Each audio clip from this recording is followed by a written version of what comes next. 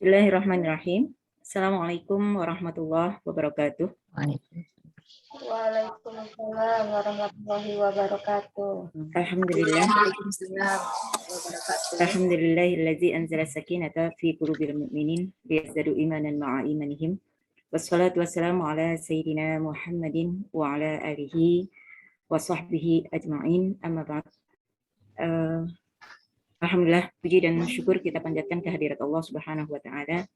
Pada hari ini kami dari pengurus Muslimat DKM Darussalam Pondok Nurul Fikri bisa melaksanakan acara webinar bersama Ustadz Bendri Jaisur Rahman tentang pembelajaran pada era pandemi yang memang pada saat ini masih kita rasakan, untuk menjadi satu bimbingan buat kita para orang tua bisa mendampingi ananda kita ketika pembelajaran di rumah. Untuk mempersingkat waktu, marilah kita mulai acara webinar pada pagi hari ini dengan baca basmalah. Bismillahirrahmanirrahim. Susunan acara webinar pada pagi hari ini, yang pertama tilawah Al-Quran oleh Ananda Muhammad Al-Fatin dan sari tilawah yang nanti akan disampaikan oleh Ananda Qurrata Ayun. Lalu pemutaran video kegiatan DKM Darussalam Pondok Nurul Fikri, sambutan Ketua Muslimat PNF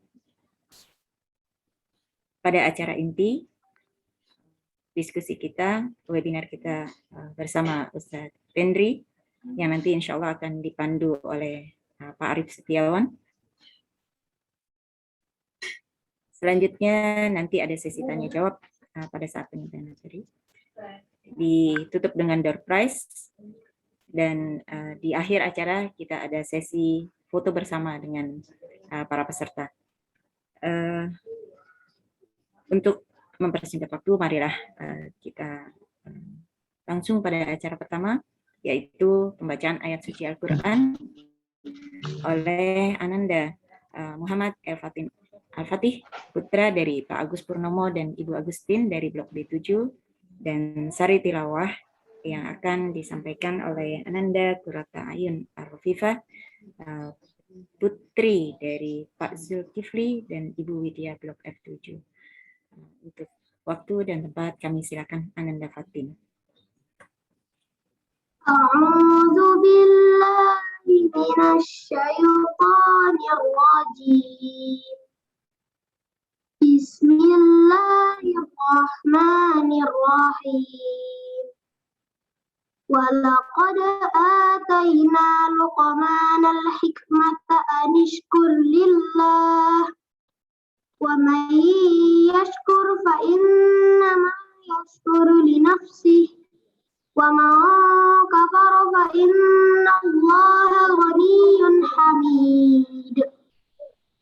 Wa idh qala Luqmanu libnihi wa huwa yad'uhu ya bunayya la tusyrik billah inna asyirka zulmun azim. Wa wassayna al-insana biwalidayhi hamalathu ummuhu wahnan ala wahnin wa fisaluhu fi 'amaini an ishkur li wa liwalidayk ilayyal masir. Wa in jahadaka 'ala an tushrika bima laysa laka bihi ilmun fala tuti'huma wa sahibhuma fid dunya ma'rufa wattabi' sabila man anaba ilayya thumma ilayya marji'ukum fa unabbi'ukum bima kuntum ta'malun. Ya bunayya inna in takum mithqala habbatin min khardalin فتكون في صخرة أو في السماوات أو في الأرض يأت بها الله إن الله لطيف خبير يا بني أقم الصلاة وأمر بالمعروف وانهى عن المنكر واصبر على ما أصابك إن ذلك من عزم الأمور ولا تصعر خدك للناس ولا تمشي في الأرض مرحا إن الله لا يحب كل مختال فخور وقصد في مشيك وصوتك إن آخر الأصوات لصوت الحمير صدق الله العظيم.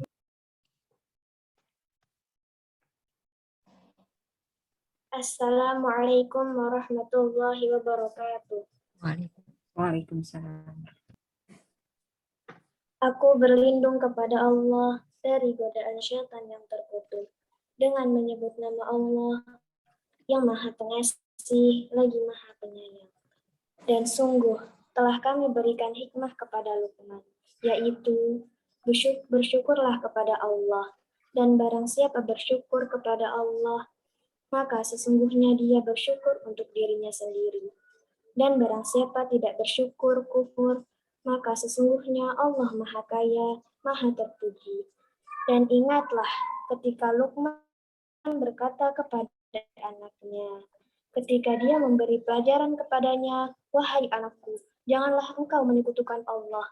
Sesungguhnya menyekutukan Allah adalah benar-benar kezaliman yang besar. Dan kami perintahkan kepada manusia agar berbuat baik kepada kedua orang tuanya. Ibunya telah mengandungnya dalam keadaan lemah yang bertambah-tambah dan menyapihnya dalam usia 2 tahun. Bersyukurlah kepadaku dan kepada kedua orang tuamu. Hanya kepada aku kembalimu. Dan jika keduanya memaksamu untuk menyekutukan aku dengan sesuatu yang engkau tidak mempunyai ilmu tentang itu, maka janganlah engkau menaati keduanya, dan pergaulilah keduanya di dunia dengan baik. Dan ikutilah jalan orang yang kembali kepadaku. Kemudian hanya kepadaku tempat kembalimu. Maka akan aku beritahukan kepadamu apa yang telah kamu kerjakan. Luqman berkata, wahai anakku, sungguh, jika ada sesuatu perbuatan seberat biji sawi dan berada dalam batu atau di langit atau di bumi, niscaya Allah akan memberinya balasan. Sesungguhnya Allah Maha Halus, Maha Teliti. Wahai anakku, laksanakanlah sholat dan suruhlah manusia berbuat yang ma'ruf dan cegahlah mereka dari yang mungkar. Dan bersabarlah terhadap apa yang menimpamu. Sesungguhnya yang demikian itu termasuk perkara yang penting. Dan janganlah kamu memalingkan wajah dari manusia karena sombong. Dan janganlah berjalan di bumi dengan aku. Sungguh, Allah tidak menyukai orang-orang yang sombong dan membanggakan diri.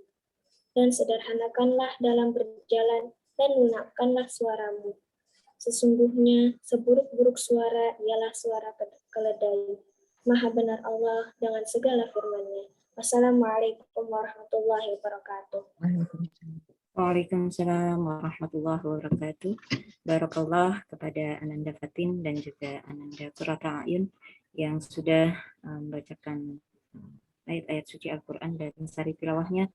Mudah-mudahan yang membaca dan kita yang mendengarkan mendapatkan cucuran rahmat dan maghfirah dari Allah Subhanahu wa Ta'ala. Selanjutnya, sebelum kita menyaksikan video kegiatan dari DKM Darussalam Pondok Nurul Fikri, Bapak Ibu sekalian, silakan untuk di partisipannya bagi warga PNF menyertakan nomor rumah, dan ini bagian dari pendataan aja ya untuk para warga PNF. mudah-mudahan keikutsertaannya bisa membawa kemaslahatan buat semua. Selanjutnya marilah kita saksikan pemutaran video kegiatan dari DKM Darussalam Pondok Nurul Fikri. Kami silakan kepada Pak Wigit.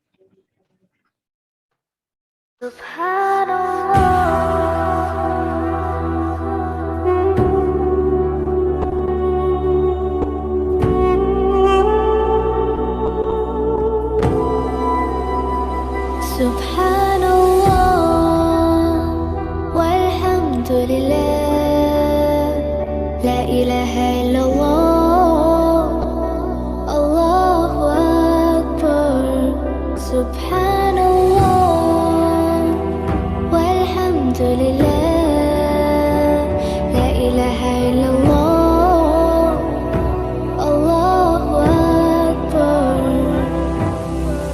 Tu hi meri Mola, tu hi meri Mola, Allah. Tu hi meri Mola, tu hi meri Mola, Allah. Tu hi meri Mola, tu hi meri Mola, Allah. Tu hi meri Mola, tu hi meri Mola. Subhanallah walhamdulillah la ilaha illallah Allahu akbar. Subhanallah walhamdulillah la ilaha illallah Allahu akbar.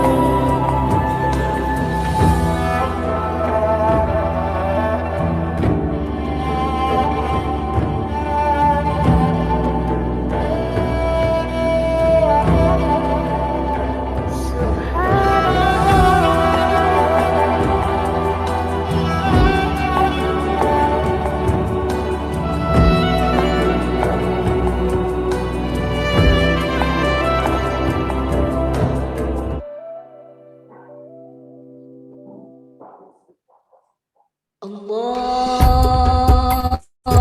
akbar, Allahu akbar, Allahu akbar. La ilaha illallah wallahu akbar. Allahu akbar walillahil hamd. Allahu akbar,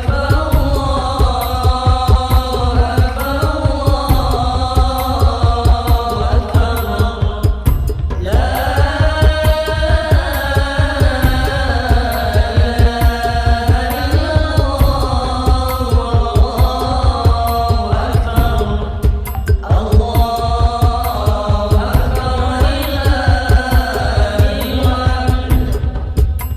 Allahu akbar, Allahu akbar, Allahu akbar.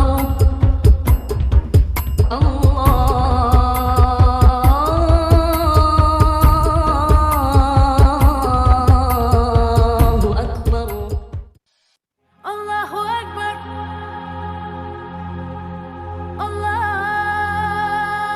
akbar, Allahu akbar, Allahu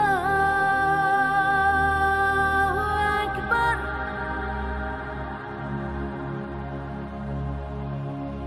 Ashhadu an la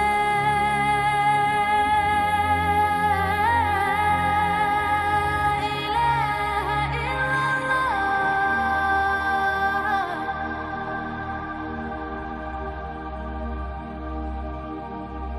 Ashhadu an la ilaha illallah.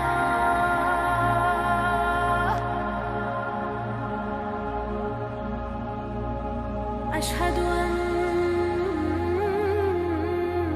Muhammadan Rasulullah.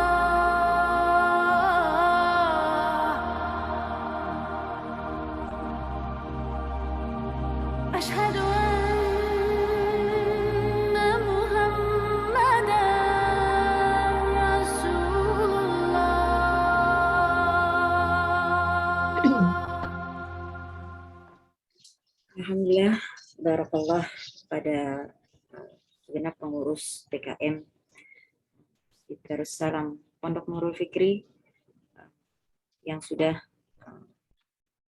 melaksanakan agenda-agenda yang sebagian tadi mungkin sudah kita saksikan, Bapak Ibu sekalian.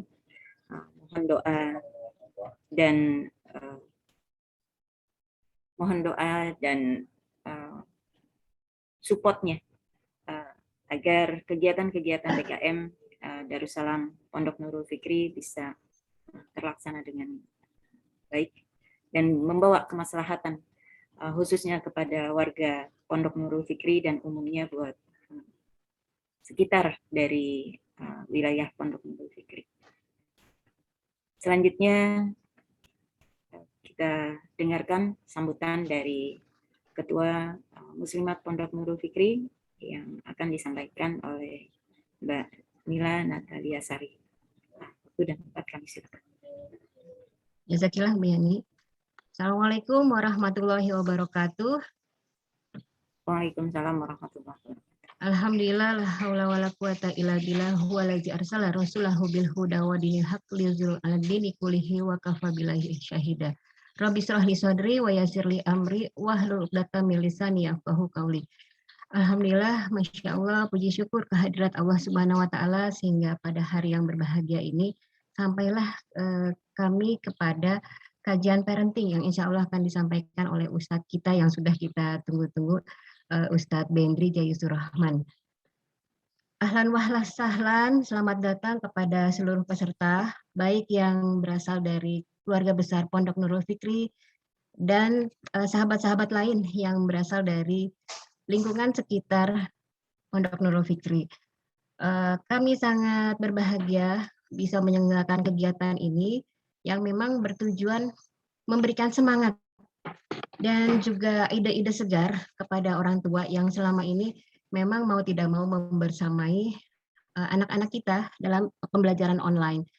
Harapannya memang orang tua bisa lebih optimal dalam mendidik putra-putrinya di rumah.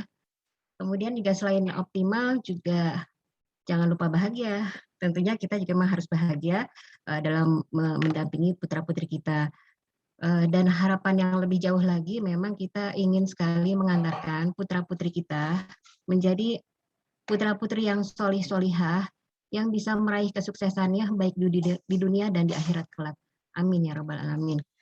Pada kesempatan ini juga saya izinkan saya mengucapkan terima kasih yang sebesar-besarnya kepada seluruh panitia untuk hari ini, juga beserta pengurus DKM secara keseluruhan yang telah mensupport kegiatan hari ini, sehingga mudah-mudahan ini lancar ya, bisa memberikan keberkahan buat kita semua pada hari ini. Tadi kita juga sudah saksikan, simak video kegiatan DKM yang sudah berjalan. Alhamdulillah, lagi-lagi saya bersyukur, bahagia sekali tinggal di Pondok Nurul Fikri yang semoga Allah memberikan rahmatnya ya dengan kita semuanya berlomba-lomba dalam kebaikan. Kami mengawali DKM ini memang baru Ramadan kemarin ya, kira-kira sekitar April 2021. Jadi memang masih banyak perlu perbaikan di sana-sini. Tapi sejauh ini saya merasakan ini udah lengkap semua nih. Ada diawali dari target Ramadan, waktu awal Ramadan, mengkondisikan semangat kita mengisi Ramadan, kemudian ada daurah Quran, ada tarawih dalam jumlah yang terbatas, sampai ke sholat Idul Fitrinya, Idul Adha, bahkan sampai ke pemotongan hewan kurban di internal kita. Ada juga santunan fakir miskin. Masya Allah, mudah-mudahan keberkahan ini juga menyebar di sekitar lingkungan kita. Allah. Terakhir kami mengadakan Semarak Muharram sama juga dengan 17 Agustus kemarin, dan ini acara internal ya, karena memang dalam kondisi pandemik kami belum bisa memberikan acara yang luas, jadi kami mengadakan acara internal dan ini membahagiakan kami semua. Demikian untuk sambutan saya, mudah-mudahan bisa diikuti, selamat mengikuti dan parenting ini. Semoga bisa mengambil optimal dari apa-apa yang bisa kita ambil pembelajaran hari ini. Dari saya cukup. Terima kasih lagi saya ucapkan kembali. Wabillahi taufiq wal hidayah. Wassalamualaikum warahmatullahi wabarakatuh. Waalaikumsalam warahmatullahi wabarakatuh. Jazakillah khair kepada Ibu Mila sebagai Ketua Muslimat PNF yang sudah menyampaikan sambutannya. Sekali lagi kita ucapkan barakallah kepada segenap pengurus DKM Masjid Darussalam Pondok Nurul Fikri. Sebagaimana tagline waktu Ramadan ya, bertetangga di dunia, bertetangga di surga. Amin ya rabbal alamin. Selanjutnya, marilah kita siapkan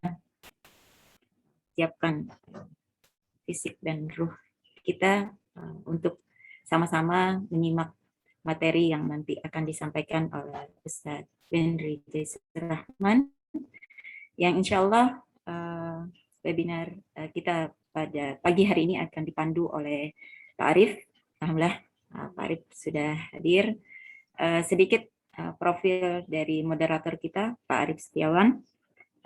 Nama lengkap Arif Setiawan, tempat tanggal lahir Sleman, Agustus 1981, pendidikan Statistika UGM Angkatan 2000, pekerjaan Traveloka, dengan status menikah, istri Ibu Leni, dan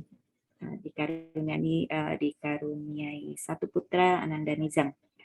Beliau tinggal di PNF Blok D8. Ya, untuk mempersingkat waktu, langsung saya serahkan kepada moderator kita, Pak Arif. Kami silakan. Baik, terima kasih Bu Yani. Mohon maaf, apakah suara saya terdengar jelas? Alhamdulillah terdengar, Pak. Baik. Assalamualaikum warahmatullahi wabarakatuh. Waalaikumsalam warahmatullahi wabarakatuh. Ahad pagi di rumah kok rebahan aja. Mending ngaji parenting bersama Ustadz Bendri. Meski situasi sekarang masih pandemi corona, mari tetap semangat membersamai buah hati. Masya Allah, cakep. Setelah Bu, cakepnya Bu. Delay ya Pak. Saya pertama bercakap. Iya. Baik. Alhamdulillahirrahmanirrahim.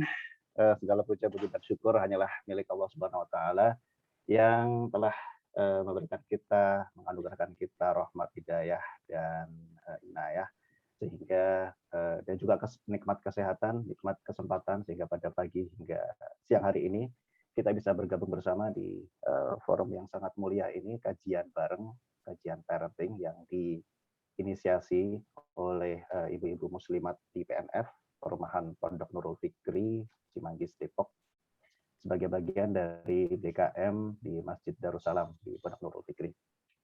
Sholawat dan salam semoga tetap tercurah kepada junjungan kita, Nabi besar dan Rasulullah Muhammad SAW, kepada keluarga, kepada para sahabat, dan kepada seluruh umatnya, termasuk kita semua sampai akhir zaman.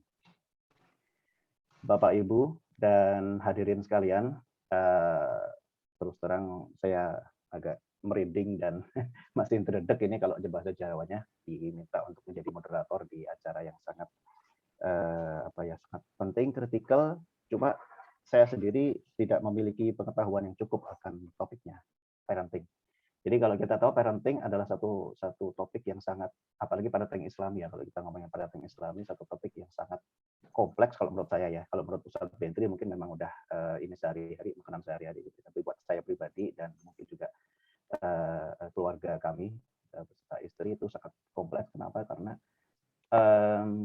mungkin parenting Islami itu nggak cuma terkait dengan fikih, tapi juga ada pelajaran atau ada ibrah yang bisa kita ambil juga dari masa lalu, dari Rasul, dari Nabi, dan ini merupakan satu topik yang saya kira menjadi salah satu keistimewaan Ustadz Bentri dalam beberapa kajian yang pernah saya ikutin. Beliau banyak mengutip atau menyampaikan kisah-kisah qasasul Quran gitu ya, kisah-kisah dalam Al-Quran maupun dari Al-Hadis, dari para Rasul, Nabi terdahulu maupun tokoh-tokoh mulia yang diabadikan di Quran maupun Hadis. Salah satunya tadi yang dibacakan oleh kedua adik kita, tokoh Luqman yang sangat diabadikan di Quran juga. Dan Ustadz Badri banyak mengupas tentang itu di kajian-kajian beliau, ibrah apa yang bisa didapat, dan keistimewaan beliau adalah bisa merelate itu dengan kondisi kekinian maupun ilmu pengetahuan yang lain, misalkan dari sisi psikologi, dari sisi dari sisi pokoknya keilmuan yang di luar ilmu fikih itu sendiri. Dan saya kira itu adalah salah satu hal yang sangat istimewa dari Ustadz kita pada yang kita hadirkan pada hari ini. Dan kita tahu 1,5 tahun sudah kita mengalami pandemi, dan pandemi ini membawa perubahan yang radikal, bukan cuma di level mungkin yang lebih global pemerintahan, tapi juga di level yang sangat mikro, di level keluarga. Saya kira kita semua juga mengalami sebagai orang tua, meskipun mungkin saya masih bisa dibilang orang tua junior, baru punya satu putra gitu ya bersama istri. Cuma saya sendiri bersama istri juga mengalami adanya challenge atau tantangan yang besar dengan menghadapi pandemi ini. Apalagi kalau kita kaitkan dengan topik yang diangkat oleh panitia pada pagi hari ini, pembelajaran yang menyenangkan di era pandemi, di rumah di era pandemi. Dan saya kira yang perlu belajar atau yang melakukan pembelajaran, kalau saya pribadi bilang bukan cuma anak didik kita atau buah hati kita, tapi juga orang tuanya juga. Saya kira perlu belajar juga bagaimana menghadapi situasi yang cukup challenging ini. Nah, sebelum kita masuk ke materi yang nanti alhamdulillah Ustadz Badri sudah hadir bersama kita pada pagi hari ini, saya akan bacakan sedikit profil beliau. Saya coba share screen sedikit ya. Oke, apakah sudah terlihat? Maaf, Bu Yani. Alhamdulillah sudah, Pak. Oke, ini adalah profil singkat beliau. Jadi moto beliau sangat menggugah. Senyum, semangat, dan tulus, serta yakinlah Allah mencintaimu meski kamu tidak harapkan cintanya. Terus kalau kita lihat beliau, nama lengkapnya adalah Badri Jaishur Rahman. Beliau memiliki 1 istri dengan 5 orang anak. Lahir di Jakarta Agustus 1991. Yang menarik adalah saya juga baru tahu ketika kemarin baca pengantar buku beliau. Ini buku beliau, mohon maaf, kelihatan nggak ya karena ada background ini. Judulnya Fatherman edisi 1, yang edisi 2 itu juga ada di website beliau. Fatherman edisi 1 ini tagline-nya adalah ayah tak selalu hadir setiap saat, tapi selalu ada di waktu yang tepat. Nah, di buku ini yang nanti kita akan sediakan ada 2 buku dari panitia, buku seperti ini yang bisa Bapak Ibu dapatkan sebagai penanya nanti kalau aktif bertanya. Itu ternyata saya baru tahu kita seumuran Ustadz Badri. Agustus 81, saya juga kelahiran Agustus 81, dan ya itu intermezzo aja sih. Beliau tinggal di Bambu Apus, Cipayung, Jakarta Timur. Riwayat pendidikan beliau dari FISIP UI, dan juga pernah mondok di pesantren atau Ma'had Al-Hikmah dan Utsman bin Affan, keduanya di Jakarta. Nah, ini yang penting, yang kalau mengutip kata-kata Musa dan Rara itu jangan lupa di-follow ya teman, gitu ya. Jadi beliau kita bisa ikutin sepak terjang tanda kutip atau petuah-petuah dan pencerahan dari beliau di berbagai sosial media, ada Twitter, ada Instagram, ada juga YouTube. Jadi sangat lengkap. Sambil rebahan kita bisa ikutin pencerahan parenting dari beliau di Instagram, di Twitter maupun di YouTube. Bahkan di YouTube ini beliau nggak cuma sendirian, beliau bersama Yayasan Langkah Kita yang beliau initiate dan beliau dirikan, itu bersama beberapa pakar parenting juga. Keempat-empatnya adalah ayah, ada Ayah Hilman, ada Ayah Irwan, ada Ayah Daus juga, atau Kak Daus biasanya kita menyebutnya. Nah, saya kira itu sedikit perkenalan dari Ustadz kita yang satu ini yang sangat luar biasa, dan saya kira sebagian besar dari kita, kalau nggak semuanya, itu udah kenal. Dan reminder aja buat Bapak dan Ibu, nanti kalau ingin mengajukan pertanyaan, nanti bisa langsung disampaikan atau ditulis di kolom chat, atau nanti bisa raise hand pas sesi kita tanya jawab. Ustadz Badri, Assalamualaikum Ustadz. Waalaikumsalam warahmatullahi wabarakatuh. Sehat Ustadz? Alhamdulillah sehat, Pak Sari. Alhamdulillah.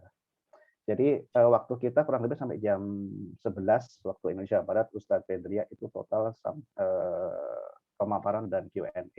Kalau isi dari panitia sih saya dapat kurang lebih pemaparan 1 jam dan sisanya adalah Q&A. Tapi saya serahkan ke Ustadz Fedri, kira-kira nanti lebih enaknya gimana? Apakah lebih banyak pemaparan atau lebih banyak kita sesi interaktif? Tafadhol Ustadz. Jadi waktu dan tempat saya serahkan ke Ustadz Fedri. Baik. Terima kasih, jazakallah khair Mas Arif. Bismillahirrahmanirrahim. Assalamualaikum warahmatullahi wabarakatuh. Waalaikumsalam. Innal hamdalillah nahmaduhu wa nasta'inuhu wa nastaghfiruh wa na'udzubillahi min syururi anfusina wa sayyiati a'malina. Man yahdihillahu fala mudhillalah wa may yudlil fala hadiyalah. Asyhadu an la ilaha illallah wahdahu la syarikalah wa asyhadu anna Muhammadan abduhu wa rasuluhu alladzi la nabiyya ba'dah wa la haula wa la quwata illa billahi wa ba'd. Ikhwatal iman, a'azakumullah jami'an. Yang saya muliakan, saya hormati Ibu Nila ya, Natalia Sari selaku Ketua Muslimat ya, PNF yang juga menjadi inisiator penyelenggara untuk program acara ini, buat tim Muslimat Masjid Darussalam PNF yang menjadi penyelenggara, serta DKM Masjid Darussalam Pondok Nur Fikri, dan juga ayah dan bunda, bapak dan ibu jamaah dari Masjid Darussalam Pondok Nur Fikri dimanapun saat ini berada, baik yang ada di rumah lagi geloleran ya sambil minum kopi ditemani pasangan, asik banget. Juga ada yang mungkin sedang dalam perjalanan ya, mumpung belum sampai saldo habis ya, masih bisa dipakai lah untuk mampir beberapa lokasi. Dan mungkin ada juga yang mungkin sedang berada di tempat yang lainnya. Alhamdulillah di kesempatan pagi menjelang siang ini Allah izinkan kita untuk bersua via daring, via online, untuk bisa bersilaturahim di tengah situasi pandemi yang sudah setahun lebih ini dan juga belum usai, tapi kita tetap menikmati dan bersyukur atas nikmat Allah meskipun kita susah untuk berkumpul, tapi kita masih bisa untuk bersua via daring lewat teknologi digital yang saat ini berkembang pesat. Inilah nikmat Allah yang wajib kita syukuri di antara nikmat-nikmat yang lainnya. Dan benarlah firman Allah dengan dalam suatu ayat yang berkata, fa inna ma'al usri yusra, inna ma'al usri yusra. Ya, bersama dengan kesulitan itu ada kemudahan. Dan itu diulang Allah sampai 2 kali. Itu memberi isyarat bahwa situasi sulit yang kita rasakan, tetap kita rasakan kemudahan lewat teknologi digital. Sehingga siang atau pagi menjelang siang ini kita bisa terhubung dari berbagai macam wilayah, alhamdulillah. Ya, dan nggak kebayang kalau pandemi ini terjadi 30 tahun yang lalu, saat mungkin belum ada gadget, belum ada yang nama internet. Orang berbulan-bulan di rumah, disuruh stay at home, pastinya stres luar biasa. Ya, hiburannya paling cuma nonton TV, ya, sampai hafal semua iklan. Ya, bagi yang punya pasangan, alhamdulillah masih punya hiburan. Kasihan saudara-saudari kita yang jomblo gitu, keluar rumah takut corona, di dalam rumah merana. Tapi alhamdulillah hari ini tidak seperti itu. Kita tetap bersyukur kita bisa bersilaturahim via daring. Dan salah satunya kita mencoba mengambil hikmah atas situasi pandemi yang terjadi saat ini. Bagaimana kita mencoba mengembalikan kembali fungsi rumah. Di mana fungsi rumah yang selama ini kita abaikan ada 3, dan itulah hakikat fungsi rumah di dalam Islam. Yang pertama, rumah sebagai al-ma'wa atau al-maskan, yaitu tempat untuk bernaung dan merasakan rasa aman. Nanti akan kita bahas. Yang kedua, rumah sebagai madrasah. Hakikatnya rumah itulah pembelajaran pertama di mana anak-anak mengenal yang nama ayat Allah justru dari rumah. Dan ketiga, rumah sebagai al-markaz, sebagai pusat pergerakan di mana proyek-proyek yang berada di lingkungan masyarakat sejatinya digerakkan dari rumah. 3 fungsi inilah yang sejatinya harus dimiliki oleh setiap kita. Situasi pandemi hari ini memaksa dalam tanda kutip kita mengembalikan fungsi ini. Ya, makanya ketika kita sekarang menjadi pendidik, manfaatkannya bagaimana? Rebutlah momen ini agar menjadi sebuah kenangan yang tak terlupakan yang kita kenal dengan memorable moment. Apa itu memorable moment? Kenangan yang kelak berpuluh-puluh tahun lagi anak-anak akan bercerita dengan antusias atas sisi lain dari pandemi. Jadi bukanlah cerita tentang matinya kawan, saudara, bukan. Tapi melihat sisi positif, dan ini adalah salah satu dari sifat orang mukmin yang disebut al-fa'lu. Sebagaimana sabda Rasulullah SAW, yu'jibuni al-fa'lu. Saya ini takjub dengan orang-orang yang al-fa'lu. Apa itu al-fa'lu? Yaitu kalimatut thayyibah, yaitu orang yang berkata-kata yang optimis, yang baik. Kelak anak-anak kita suatu saat akan bercerita sisi lain saat mereka jadi seorang ayah atau kakek atau ibu atau nenek. Ya, mereka akan antusias dulu tahun 2020 di masa orang mengalami wabah di berbulan-bulan di rumah. Justru itu momen yang menyenangkan. Bagi mereka itu momen yang ditunggu-tunggu. Kenapa? Karena mereka merasakan sebuah pengalaman baru. Sebelum pandemi, ya jarang bertemu dengan ayah. Karena ayah sibuk bekerja. Sampai-sampai kalau ada anak ditanya, ayahmu mana? Ya, jawabnya auah gelap. Ya, karena ayah hadir pas gelap-gelap doang. Ya, sebelum matahari terbit dan setelah matahari terbenam. Ya, jadi ayah sejenis Batman. Ya, bedanya nggak ada sayap. Ya, begitu juga dengan bunda, pengalaman yang mengesankan. Ya, bunda dianggap lebih jago di MasterChef walaupun gurunya dari YouTube. Ya, karena bunda selama pandemi alhamdulillah kolektor berbagai macam resep dari Facebook dan berbagai macam WA. Cuma dikasih bintang dan favorit doang. Ya, untuk aplikasinya nanti kalau pas akhir bulan, pas lagi nggak ada uang jajan ke restoran. Nah, itulah bunda zaman now. Ya, masak-masak terpaksa mengirit pendapatan. Jadi mereka senang gitu. Jadi ada momen-momen yang harus kita manfaatkan. Ya, jadi jangan sampai anak-anak di masa pandemi ini menjadi momen yang traumatis.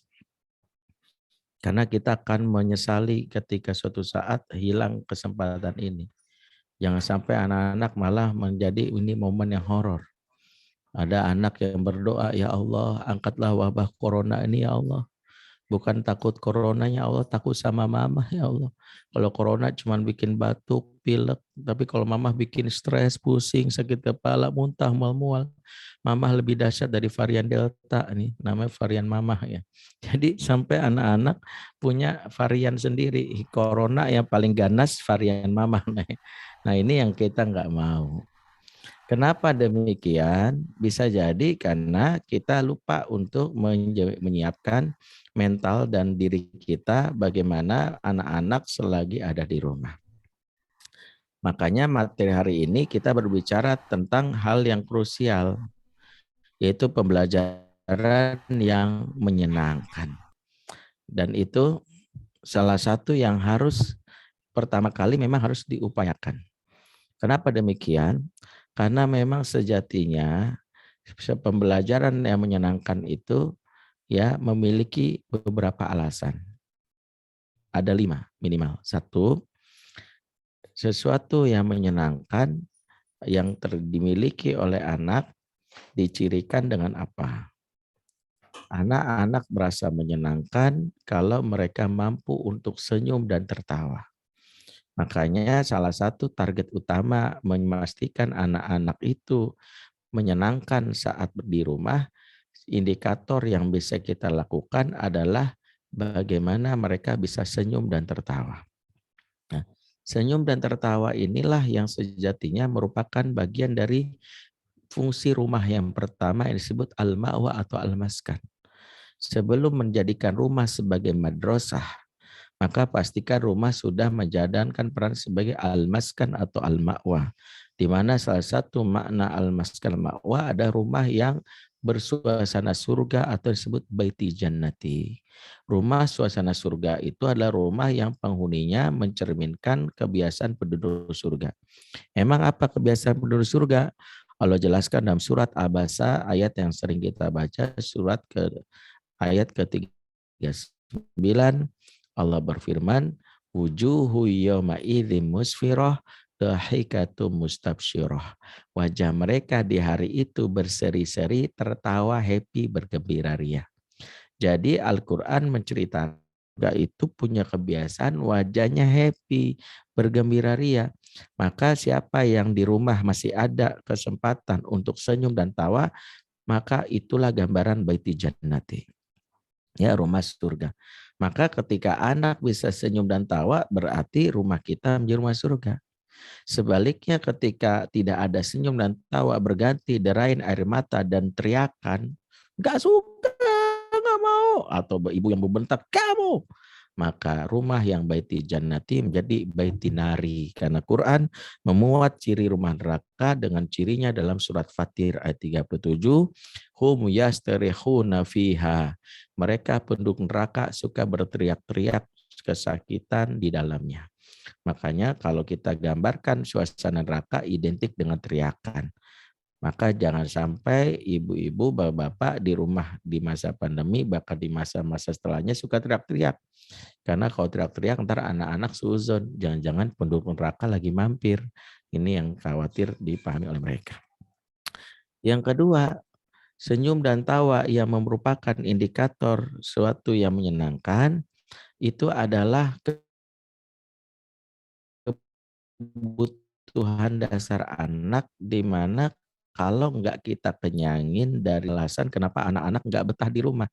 Salah satu yang membuat anak keluyuran atau ngelayap bukan karena di rumahnya itu kecil, sumpek, bukan. Banyak kami temui waktu jadi konselor anak remaja di jalanan-jalanan. Ya, dulu saya sering nongkrong kalau Depok tuh di Margo City, di time zone-nya sampai malam minggu sampai setengah 12 jam 12. Ternyata banyak saya temui anak-anak dari latar belakang keluarga menengah ke atas. Kenapa? Ternyata mereka nongkrong itu di sana, bahkan ada yang di pinggir jalan, ya di kafe-kafe yang kopinya nggak begitu enak, bukan karena rumah mereka kecil, sempit, sumpah, bukan. Karena ternyata karena mereka nggak bisa ketawa. Kalau ditanya, kenapa sih lu betah banget sini? Susah di rumah kalau ketawa. Padahal ketawa itu bagi anak-anak muda udah kayak NKRI, harga mati. Kalau nggak dipenuhi oleh orang tuanya, mereka cari sendiri. Sementara mereka merasa di rumah nggak bisa ketawa. Ya, kalau ditanya, gue rumah serasa tinggal di Korea Utara kan gitu. Jadi kalau ketemu papa kayak ngerasa Kim Jong Un lagi nyamar gitu. Jadi banyak hal yang dirasakan seperti itu. Jadi yang kedua, betapa suasana yang terjadi ketika kita tidak bisa buat senyum tawa membuat anak-anak enggak betah di rumah alias suka keluyuran. Perhatiin deh, gimana susahnya kita disuruh mengajarkan anak di rumah tapi sang murid atau anak pikirannya melayang keluar. Jawabannya karena kita nggak bisa buat mereka betah. Yang ketiga, senyum dan ketawa atau pembelajaran menyenangkan ini adalah juga sesuatu yang terkait dengan kondisi pandemi. Di mana kondisi pandemi orang membutuhkan imunitas antibodi. Dan saat orang senyum dan ketawa, maka terciptalah hormon happiness dalam diri mereka yang menghasilkan 4 zat dopamin, endorfin, serotonin, dan oksitosin. 4 zat ini akan membentuk antibodi dalam tubuh dan itulah yang paling berharga di masa pandemi. Makanya kalau ortu di masa ini banyak-banyak membuat amarah, tekanan ke anak, maka menurunkan imunitas tubuh dan itulah awal dari penyakit. Maka kalau kita sayang sama anak-anak kita, hal-hal yang terkait dengan senyum dan tawa bahkan bisa membuat hal yang imunitas tubuh meningkat. Yang keempat, kenapa senyum dan tawa? Karena senyum dan tawa ini secara ilmu neuroscience adalah cara pembelajaran yang paling pas. Manusia itu memiliki ya otak berpikir yang disebut otak mamalia. ya, disebut otak. Ada otak batang otak disebut otak reptil, otak yang sangat reaktif, ada yang disebut otak mamalia, ya. Maaf yang namanya Lia jangan tersinggung. Ini bukan mamanya Lia, ya, otak mamalia. Di mana otak mamalia terdiri dari dua bagian. Ada bagian namanya limbix yang berada di sebelah kanan dan ada bagian namanya korteks di sebelah kiri. Limbix dan korteks satu fungsi di mana saling terikat. Limbix adalah pusat perasa, korteks pusat berpikir. Di antara limbix dan korteks ada yang namanya insula. Insula itu adalah sejenisnya ibarat paralon yang menghadirkan informasi yang diterima oleh limbix ke korteks. Kalau limbixnya bahagia, maka terbukalah insulanya sehingga paralon itu seperti besar mengalirkan aliran informasi dari limbix.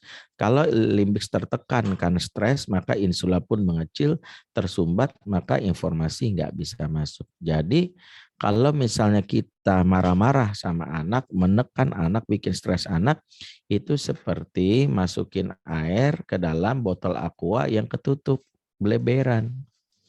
Ya, pernah kan ngelihat botol aqua ketutup, kita paksain isi, capek.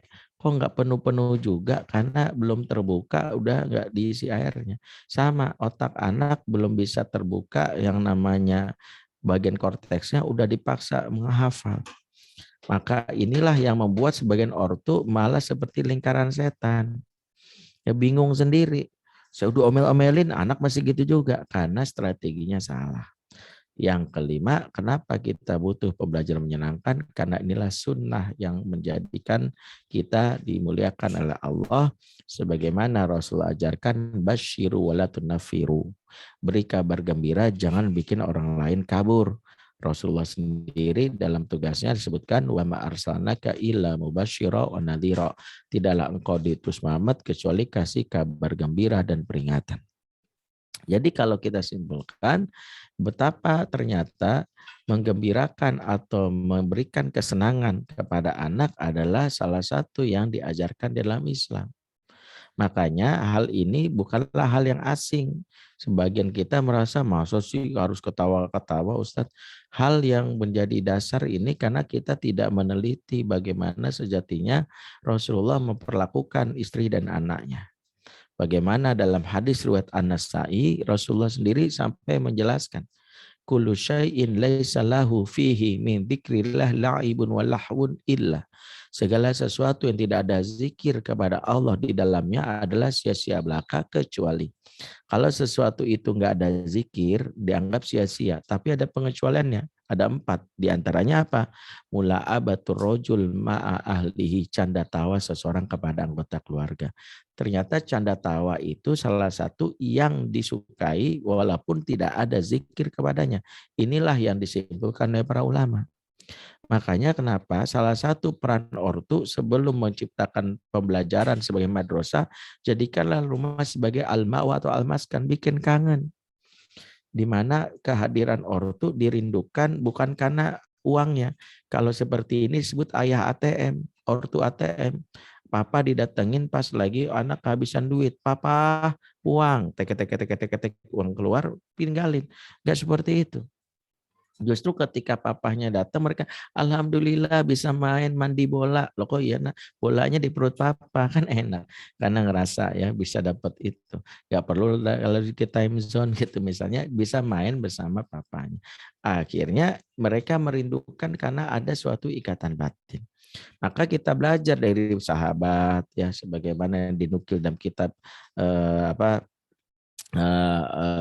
Adabul Mufrad ya, keterangan dari Sabit bin Ubaid.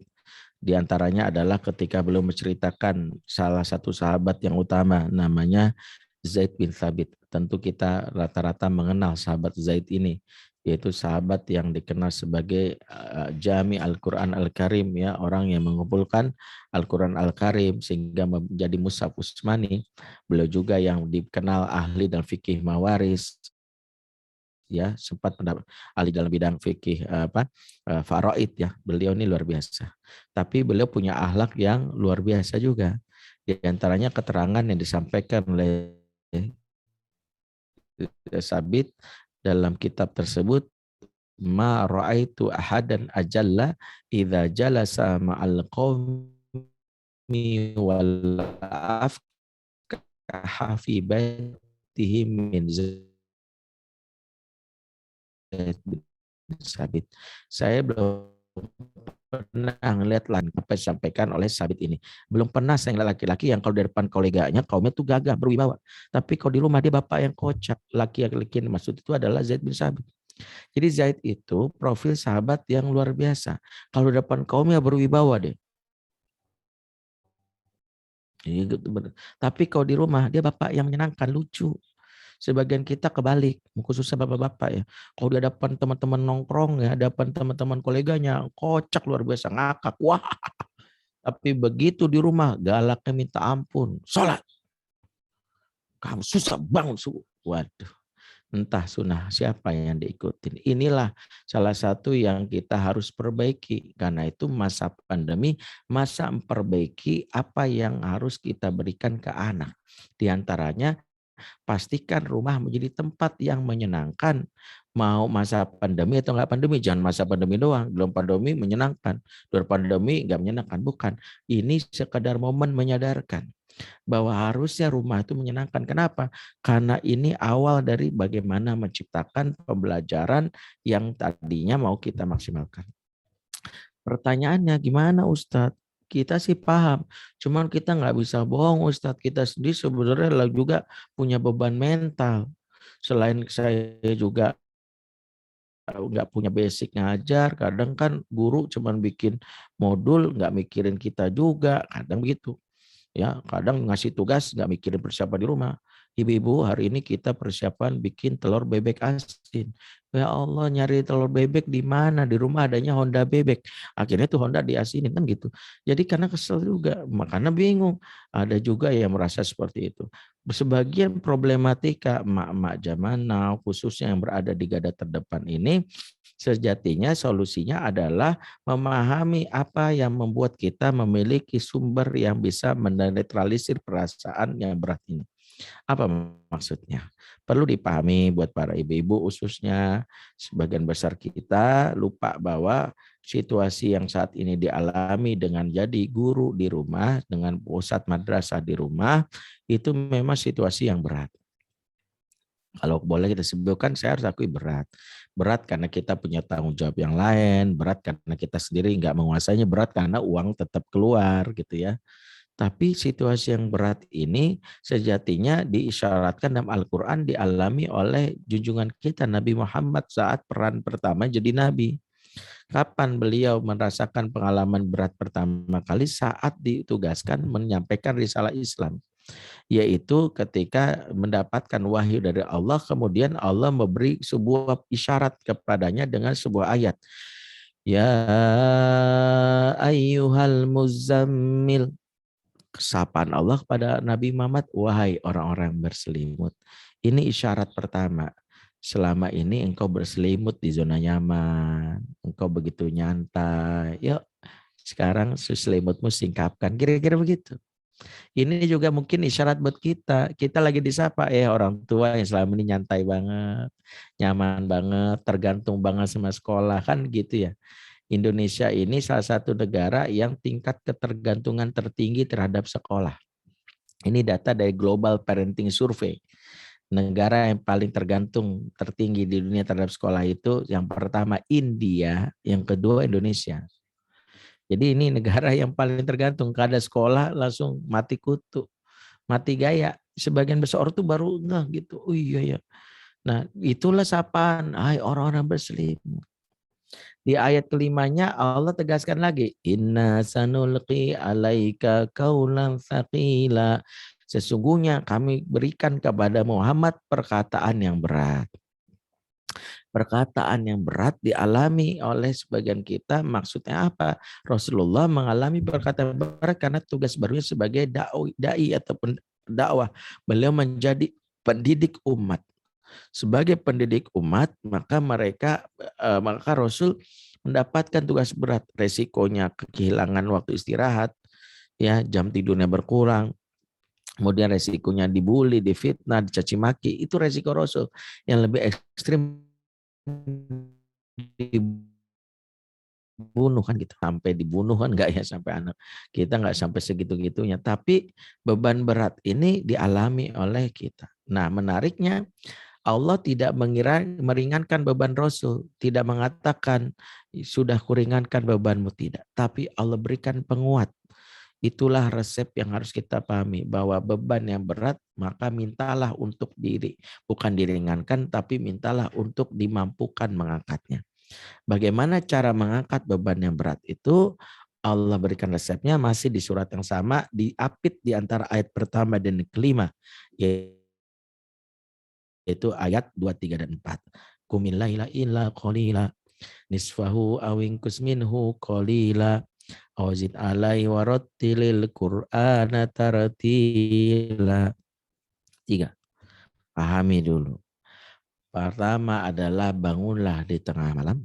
Yang kedua, bacalah Quran alias warattilil qur'ana tartila. Dua resep ini diberikan kepada baginda Nabi sebagai penguat akan masa-masa sulit yang dilaluinya. Maka ini bahan pertama buat kita. Sebelum berbicara menciptakan suasana menyenangkan di rumah, maka emosi kita dikondisikan. Kenapa kita mudah marah? Kenapa mudah stres sehingga ujung-ujung ke anak? Jangan-jangan yang menjadi penguat atau resep jitunya enggak kita ambil. Ortu Jamano ini seminar parenting paling semangat. Kalau di offline itu duduk paling depan supaya menyimak langsung ke layar, supaya bisa langsung nanya. Ya, pelatihan parenting 500.000 ambil, mumpung ya, untuk anak juga. Buku-bukunya beli, mahal pun nggak masalah. E-booknya download, audiobooknya ambil, podcastnya dengerin. Semangat banget kita. Khusus untuk yang teknis dan semangat. Tapi maaf kata, sholat malam males, tilawah Quran nggak pernah ambruk. Itulah yang menjadi dasar kenapa di masa ini kita ini mudah emosi, mudah marah, mudah ngomel-ngomel. Jawabannya karena ada urusannya dengan spiritualitas kita yang anjlok. Kita ini rajin banget mengikuti teknis, makanya kita selalu melihat semua itu urusan teknis. Kolektor tips ini sebagian besar kita. Setiap kajian-kajian pertanyaan yang nggak jauh dari ada tipsnya nggak? Ada tipsnya nggak? Semua selalu tips-tips. Ini apakah mantan bellboy di ini yang butuh tips gitu ya, atau porter gitu. Jadi apa-apa tips mulu. Tips itu kan porter di stasiun yang nyari tips, ya, atau di bellboy yang ada di hotel. Jadi kita ini selalu yang tips, padahal yang pertama kali jangan ngomongin tips, ngomongin hubungan kita sama Allah dulu. Mau dikasih 1000 tips pun nggak bakal dipakai juga, ujung-ujungnya apalah ambruk juga. Dikasih tahu yang kayak gini nggak bisa juga. Sebab semua bermula dari ruhiyah yang kendor. Maka yuk sebelum kita ciptakan pembelajaran menyenangkan, pastikan kita sendiri sudah merasa tenang dengan ala bidzikrillahi tatmainul qulub. Berarti coba evaluasi sholat malamnya gimana. Saya alhamdulillah Ustadz sholat malam rutin, terutama pada saat Piala Dunia kemarin tuh, sambil nunggu ya tim kesayangan saya sholat malam. Jadi sholat malam ini nyambi. Fokus utamanya sholat dulu. Makanya mudah-mudahan habis ini ada Piala Eropa gitu, Piala Dunia. Selagi ada bola, saya mah sholat malam rajin. Karena yang didoain bukan anak, semoga timnya menang. Nah ini lebih parah lagi. Nah ini kalau kita simpulkan, satu poinnya adalah bagaimana spiritualitas yang sampai kendor. Terutama buat ibu-ibu. Loh kok ibu-ibu Ustaz? Karena emosi ibu itu sangat menentukan. Saya sengaja panjang saknya, sangat menentukan anak-anak. Sebagaimana isyarat Allah dalam surat Al-A'raf ayat 58. Wal baladu thayyibu yakhruju nabatuhu bi'izni rabbih. Dan tanah yang baik akan keluar darinya tanaman-tanaman yang baik. Allah beri isyarat tuh. Tanah yang baik akan keluar tanaman yang baik. Dalam Quran itu sering disebut wanita itu dengan isyarat atau istilah tanah. Ya, di mana dalam ayat lain juga disebutkan surat Al-Baqarah ayat 223. Nisa'ukum harful lakum, istri-istrimu ibarat tanah ladang tempat engkau bercocok tanam. Jadi istri itu disebut tanah ladang. Tempat kebacotan. Kalau disebut dalam Al-Baqarah, harf itu tanah ladang karena perannya sebagai istri. Begitu dia menjadi peran sebagai ibu, sebut balat, tanah yang lebih luas. Ya, itu tanah yang kayaknya wanita diibaratkan tanah. Kalau suka ngomel mulu itu tanah sengketa katanya gitu. Nah, kalau kita lihat wanita sebagai tanah itu menentukan kualitas anak-anak. Karena itulah ibu-ibu memastikan betapa dirinya adalah yang menularkan emosi. Kalau ibu-ibu gampang marah, anak-anak juga marah. Ibu gampang stres, ngeri anak stres. Disitulah kerjasama bagaimana suami istri, suami juga peka. Ya, kalau ada bapak pas ini ngerti bahwa salah satunya memahami bahwa istri itu juga harus diberikan yang membuat dia merasa nyaman. Sebab rumus sederhananya happy mom, happy children, happy wife, happy life. Makanya kalau kita dapati sebagian besar ya ibu-ibu yang suka marah-marah bisa jadi tidak ada support juga dari suami. Nah, ini pentingnya. Nah, kalau kita sudah pahami bagaimana ibu-ibu itu memahami, oh berarti spiritualitas, iya. Barulah kita bicara teknis. Minimal secara teknis itu memahami pembagian tugas. Misalnya melakukan conditioning sebelum anak-anak belajar itu dimulai dari pagi hari yang menyenangkan. Kata kuncinya ciptakan pagi hari yang menyenangkan. Di mana pagi hari yang menyenangkan itu bermula dari kerjasama antara ayah dan bunda. Di mana salah satunya ayah itu tugas pertama conditioning dari sisi bagaimana mempersiapkan anak di pagi-pagi. Makanya membangunkan anak pagi hari itu adalah ayah. Ini adalah sunnah karena Rasulullah pun selalu melakukan ini kepada para sahabat khususnya sepupu atau ponakannya yang nginep di rumahnya. Jadi Rasul melakukan. Dan inilah riset yang menyebutkan bahkan anak ini pagi hari dibangunkan oleh ayahnya lebih berprestasi dibandingkan jika dibangunkan ibunya. Ini riset dari Dr. Anand Baharis. Makanya pagi-pagi itu tugas bangunin adalah ayah. Ya, tugas bangunin adalah ayah. Ini tugas ayah dulu bangunin. Kenapa anak lebih prestasi? Karena ayah itu tokoh luar. Kalau anak dibangunkan oleh ayahnya, anak akan mengindra dalam diri dia. Siapa yang membangunkan itu direfleksikan dalam alam bawah sadarnya. Kalau yang bangunkan adalah ayah, maka dia ingin seperti ayah yang kompetitif. Dunianya adalah dunia berjuang, dunia luar. Anak kan semangat seperti ayah. Tapi kalau bangunkan adalah ibu, meskipun ibunya bekerja, tapi anak paham dunia ibu nggak jauh dari sumur, kasur, dapur, Carrefour. Makanya anak-anak juga seperti itu.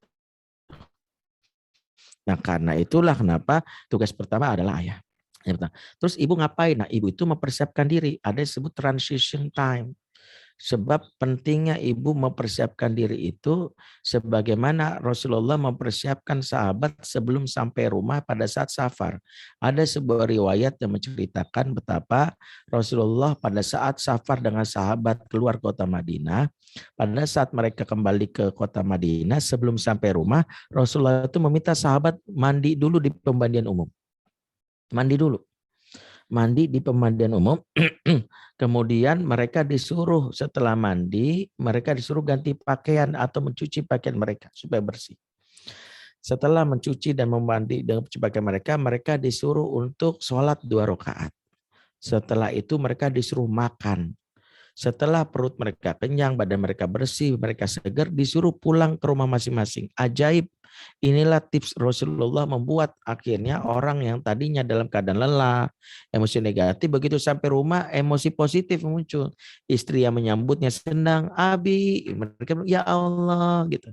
Ini sebenarnya salah satu metode Rasul untuk membuat yang namanya ya orang itu punya transition time yang saat berinteraksi dengan orang lain itu dia sudah punya yang namanya emosi positif yang di-share ke orang lain. Nah, ambillah kisah Rasul ini, praktekkan di rumah. Ibu-ibu harus memahami mengapa Rasulullah menyuruh para sahabat itu sebenarnya berumah mandi karena meluruh emosi. Kalau marah aja disunahkan, marah itu kan dari setan-setan, dari api-api kalau sama air, makanya disunahkan kita untuk berwudu. Dengan wudu itulah terhapuslah ya energi marah. Padahal wudu itu status fikihnya adalah dia itu menghapuskan hadas-hadas kecil. Berarti marah itu dianggap energi kecil. Sementara mandi adalah menghapuskan hadas besar. Berarti yang namanya amarah itu yang lebih besar atau kelelahan itu hapusnya dengan mandi. Pentingnya kita mandi. Makanya pentingnya ibu-ibu punya protokol pengajaran di rumah. Ditulis nih. Protokol pengajaran di rumah sebagaimana diisyaratkan lewat hadis tadi. Pertama, mandi. Itulah mengapa saya selalu curiga ibu-ibu yang ngomel pagi-pagi biasanya belum mandi. Cek aja. Ya biasanya yang mama udah dibilang berkali-kali, mama tuh nanti jam berapa? Belum mandi, belum mandi. Biasanya gitu. Mama kalau belum mandi biasanya gitu. Kayaknya mandi, Bu. Makanya protokol pengajaran pertama, 1, mandi. Kan kita selama ini protokol kesehatan doang. Padahal ada protokol pengajaran, 1, mandi. Yang kedua, mengganti baju atau membersihkan pakaian. Kalau misalnya pakaian itu yang favorit kita. Kenapa?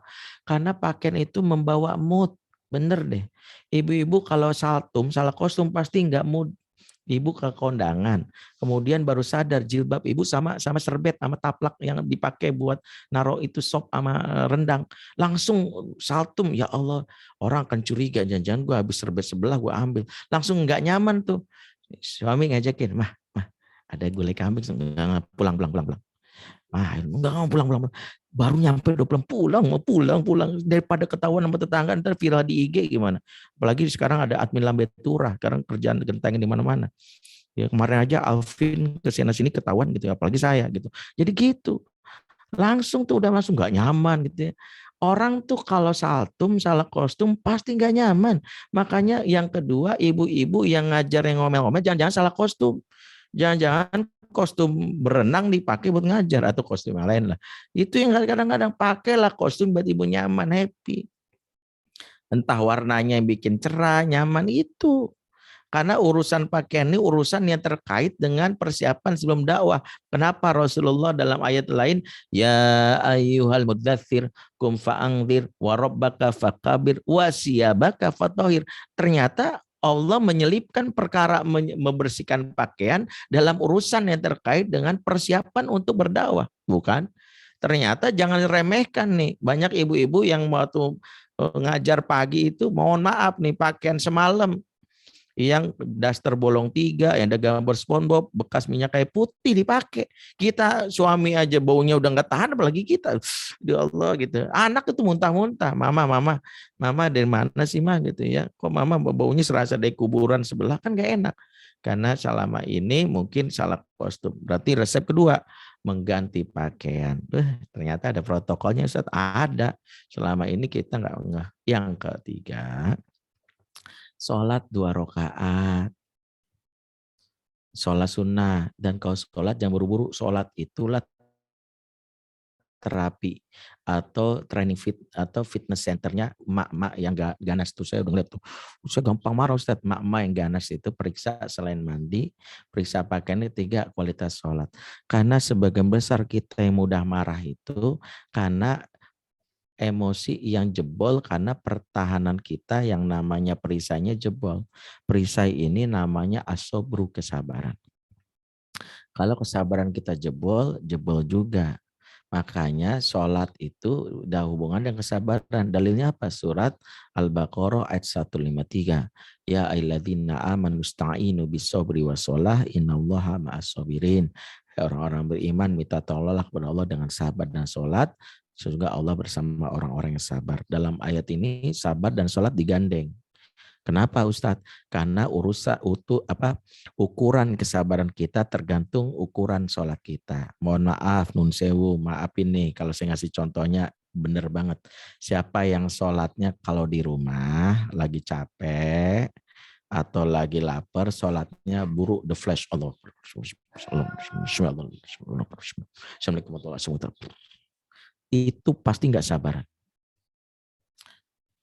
Emak-emak, ibu-ibu, bapak-bapak yang sholatnya buru-buru pasti nggak sabaran. Kenapa?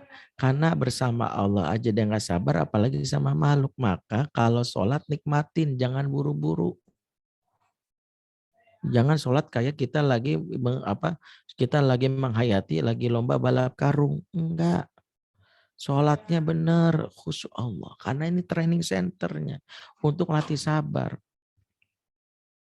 Jadi sholat itu latihannya khusyuk, dan insya Allah bisa. Saya yakin ibu-ibu pernahlah sholat atau bapak-bapak pernahlah sholat paling khusyuk. Kapan terakhir kali? Saat ujian praktek sholat pas kelas 6 SD. Ini sholat kita paling khusyuk itu waktu pas di depan guru agama. Allahu Akbar. Bismillahirrahmanirrahim. Dulu sholat kita tumaninah banget tuh, nggak buru-buru. Di mana? Depan guru agama. Ya, tapi begitu udah sholat sendiri, Bismillahirrahmanirrahim, amin. Nah, itu. Yang keempat, jangan lupa sarapan. Sebab orang Betawi bilang, lu nggak sarapan bisa sarap. Makanya kenapa 4 poin inilah yang kita kenal dengan protokol pengajaran di rumah. 1M pertama, apa? Mandi. M kedua, mengganti pakaian atau membersihkan pakaian. M ketiga, menegakkan sholat, bukan melaksanakan, karena perintah Quran bukan melaksanakan, tapi menegakkan aqimis sholat. Yang keempat, M-nya adalah makan. Ya, oke, itu buat ibu-ibu. Terus peran bapak apa, Ustadz? Bapak tadi kondisiin anak. Di pagi-pagi kerjasama. Di mana pagi-pagi itu bapak kan udah bangunin anak, maka bapak mempersiapkan anak. Salah satunya menularkan emosi positif. Caranya bagaimana? Cara pertama mulai dengan pertanyaan yang diajarkan Rasul. Kalau pagi-pagi sesuatu yang disukai oleh anak-anak. Rasul tuh kalau pagi-pagi nggak berat-berat. Rasul nggak pagi-pagi nanya, "Nak, kamu bagaimana pandangan kamu tentang isu Taliban dan geopolitik di internasional?" Itu muntah-muntah anak.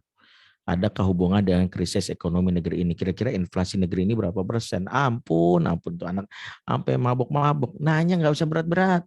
Pagi-pagi nanya gitu. Rasul tuh kalau pagi nanya, hal ro'a ahadum minkumul bariyata ru'ya. Hadis riwayat Muslim, riwayatkan oleh Samurah bin Jundab. Siapa di antara kalian yang mimpi indah semalam? Tuh, Bapak nanya mimpi. Karena kalau dari anak cerita mimpi, Bapak bisa melakukan trigger emosi positif. Di antaranya kalau emosinya mimpinya bagus, salah satunya adalah menceritakan hal-hal yang positif. Kalau yang mimpinya jelek gimana Ustadz? Belajarlah juga dari Rasul yang suatu saat sahabat Abdullah bin Umar mimpi jelek, mimpi buruk. Mimpi dibawa keliling neraka. Ngeri kan? Ya kita aja dibawa trial ogah walaupun gratis, ya free kopi kenangan ogah. Walaupun misalnya dibawa ke neraka, ini serem banget, dibawa ke neraka. Dilihatin siksanya, bangunlah Abdul Umar dengan nafas tersengal-sengal. Gitu. Sampai dia bingung, emosinya langsung bete. Ceritalah sama Hafsah. Hafsah cerita sama Rasul karena Hafsah kan saudara kandungnya Ibnu Umar dan istrinya Rasul. Dan disinilah hebatnya Rasul. Kalau pagi-pagi bikin motivasi mood booster. Maka Rasul ketika lihat Abdullah bin Umar bete, bukan dibikin bete lagi. Kata Rasul, ni'mar rajul Abdullah law kana yusallil lail. Sebaik-baiknya laki-laki adalah engkau ya Abdullah, seandainya engkau rajin salat malam. Tuh, kebayang kan? Darinya bete, wah, saya lelaki yang baik dong. Saya kalau rajin salat malam tuh, jadi semangat.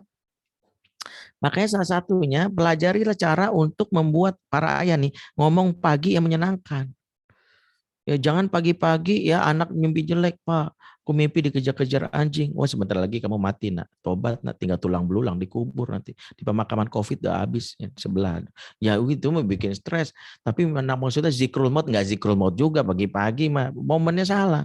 Sama kayak bapak-bapak pagi-pagi nah gitu. Semalam dengar suara gemuruh nggak? Itu tandanya akan terjadi dukhon waktu 40 hari 40 malam. Setelah itu akan turun dajjal. Kita akan terjadi huru-hara. Kita siap-siap ya Allah Pak. Tuh. Dajjal hadisnya sahih, nggak diragukan. Tapi nggak pagi-pagi juga, ada momennya. Tuh anak habis itu nggak mau sekolah, Pak. Aku nggak usah sekolah deh, Pak. Aku nikah aja deh, Pak. Masa Dajjal udah turun, aku masih jomblo. Apa kata orang? Tuh, mau kayak gitu. Makanya mendingan pagi-pagi cari bahan yang membuat anak merasa tenang dan nyaman. Ya, jadi yang paling kita lakukan adalah bagaimana tuh kerjasama. Nah, untuk kerjasama inilah mengapa para ayah dan bunda perlu namanya meluangkan waktu sering untuk berdiskusi. Makanya kalau di masa pandemi ini suami istri itu sering-sering melakukan couple time. Momen pertama couple time ini sering, jangan maaf couple time itu maaf katanya pas syahwat suami lagi naik doang, jangan. Ya, hati-hati. Istri merasa egois banget, dia baru datangin saya. Enggak begitu. Salah satu couple time itu memberi kesempatan istri bicara. Ini bagian dari kesehatan jiwa. Penting untuk bapak-bapak pahami. Wanita yang sehat jiwanya minimal keluar dari 20.000 kata per hari. Kan udah sering dibahas para ahli. Wanita yang sehat itu kalau keluar 20.000 kata per hari. Makanya kalau mau aman, wanita itu jadi MC atau penyiar radio. Nah, makanya harusnya nih kajian ini MC-nya jangan Pak Arief, ya harusnya ibu-ibu.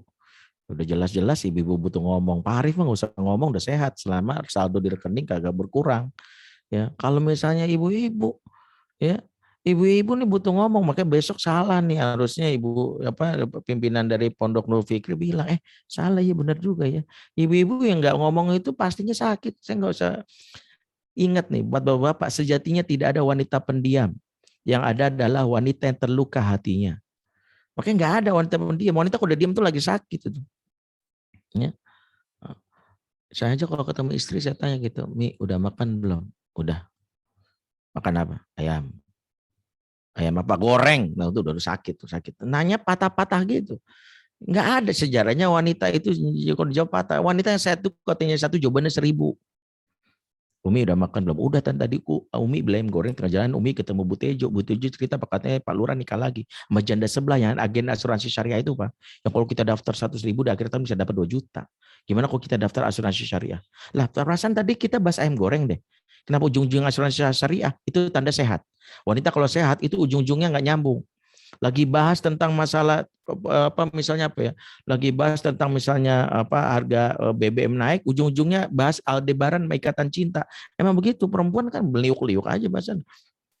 Maka pahamilah betapa wanita itu butuh bicara. Dan inilah kenapa di masa pandemi ini couple time itu sering-sering, terutama di malam hari, karena ini sunnah yang dipraktikkan Rasulullah bersabda, disampaikan oleh Abdullah bin Abbas dalam hadis riwayat Muslim, inilah kebiasaan Rasul di malam hari. Bitu indah kholati Maimunah. Saya nginap di rumah bibi saya Maimunah. Maimunah ini adalah istri Rasulullah SAW. Apa kata Abdullah bin Abbas kesaksiannya ketika nginap di rumah Maimunah istrinya Rasul?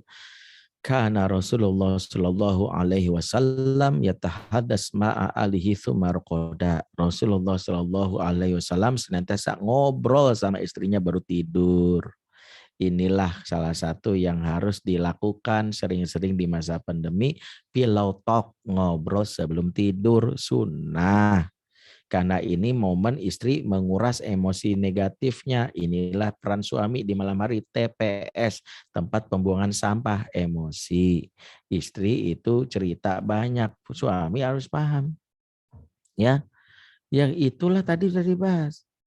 Jangan sampai ya banyak suami termasuk mungkin saya ya, justru malam hari itu banyak nasi para istri udah kayak martabak, maksudnya dikacangin. Ya kacang tuh gurih, dikacangin perih. Ini kata mereka. Ya kenapa? Sebelum tidur malah cek WA dulu. Ngeliat mention di IG, ngeliat skor bola, ngeliat yang udah mati karena corona berapa, ngeliat Margo City katanya meledak tuh, itu dulu cari informasinya. Begitu mata udah sepet baru tidur. Itu ngelihat suami, ya Allah tega banget sih. Nah inilah kenapa pentingnya para suami. Nah saya nggak tahu nih ibu-ibu doang yang denger ya, MC-nya doang yang dengan Pak Arief, yang lain nggak tahu. Ini nasihat bareng-bareng. Kalau mau pengen bikin belajar menyenangkan, maka kompaklah antara suami dan istri, khususnya suami yang memberikan salah satunya ya hak dari seorang wanita untuk mendapatkan ketenangan, kenyamanan. Jadi kalau kita simpulkan, pembelajaran menyenangkan itu sebenarnya ada di preparation-nya. Karena anak-anak itu bisa belajar dan antusias kalau sudah klik dan timbul minat. Karena minat itu awal dari energi untuk menjadi mereka lebih tahu. Rasa ingin tahu, curiosity, dan macam-macam itu karena pembelajaran yang menyenangkan. Dan pembelajaran menyenangkan bukan dengan fasilitasnya. Kalau makan nanti mau beliin pizza, bukan. kita belajarnya di dekat AC ya, adem, bukan. Pembelajaran menyenangkan bukan ketika dibawa jalan-jalan ke pinggiran, misalnya pantai di Maldives, bukan. Pembelajaran menyenangkan dan pembelajaran yang sumber fasilitatornya adalah sosok yang memberi ketenangan, kenyamanan. Siapa? Kalau dia adalah bunda, ada ayah, dia sosok menyenangkan. Meskipun rumah reot, kecil, tapi pembelajaran itu memberikan pengaruh kepada jiwa. Makanya fokuslah memperbaiki kualitas diri, bukan memperbaiki banyak aksesori. Memperbanyak aksesori ini sebagian besar itu nanti papa beliin iPhone terbaru, nanti bapak apa kamu gak nyaman ini AC-nya papa pasang, wifi ke perlu, itu aksesoris banget. Ortu yang kayak gini dia sedang membuat anak-anak itu tidak merasakan jiwanya dipahami, disentuh. Semuanya serba alat teknologi media. Ya, padahal yang dibutuhkan anak umur ini adalah jiwanya disapa. Salah satunya ortu dan ayah dan bunda yang saling bekerja sama. Kalau bunda berada di garda terdepan, ayah mensupport, ya, memberikan salah satunya hal nyaman. Sekali lagi, pembelajaran menyenangkan adalah berada di preparation yang sudah disiapkan, yaitu kondisi psikis dari para orang tua yang mempersiapkan. Sudah pukul 10.30, itu menandakan waktu kita sudah usai. Kita lanjutkan dengan diskusi tanya jawab. Mudah-mudahan mampu memberikan sebuah inspirasi bagi kita semua. Aku qouli hadza wa astaghfirullahi wa lakum. Assalamualaikum warahmatullahi wabarakatuh. Waalaikumsalam warahmatullahi wabarakatuh. Oke.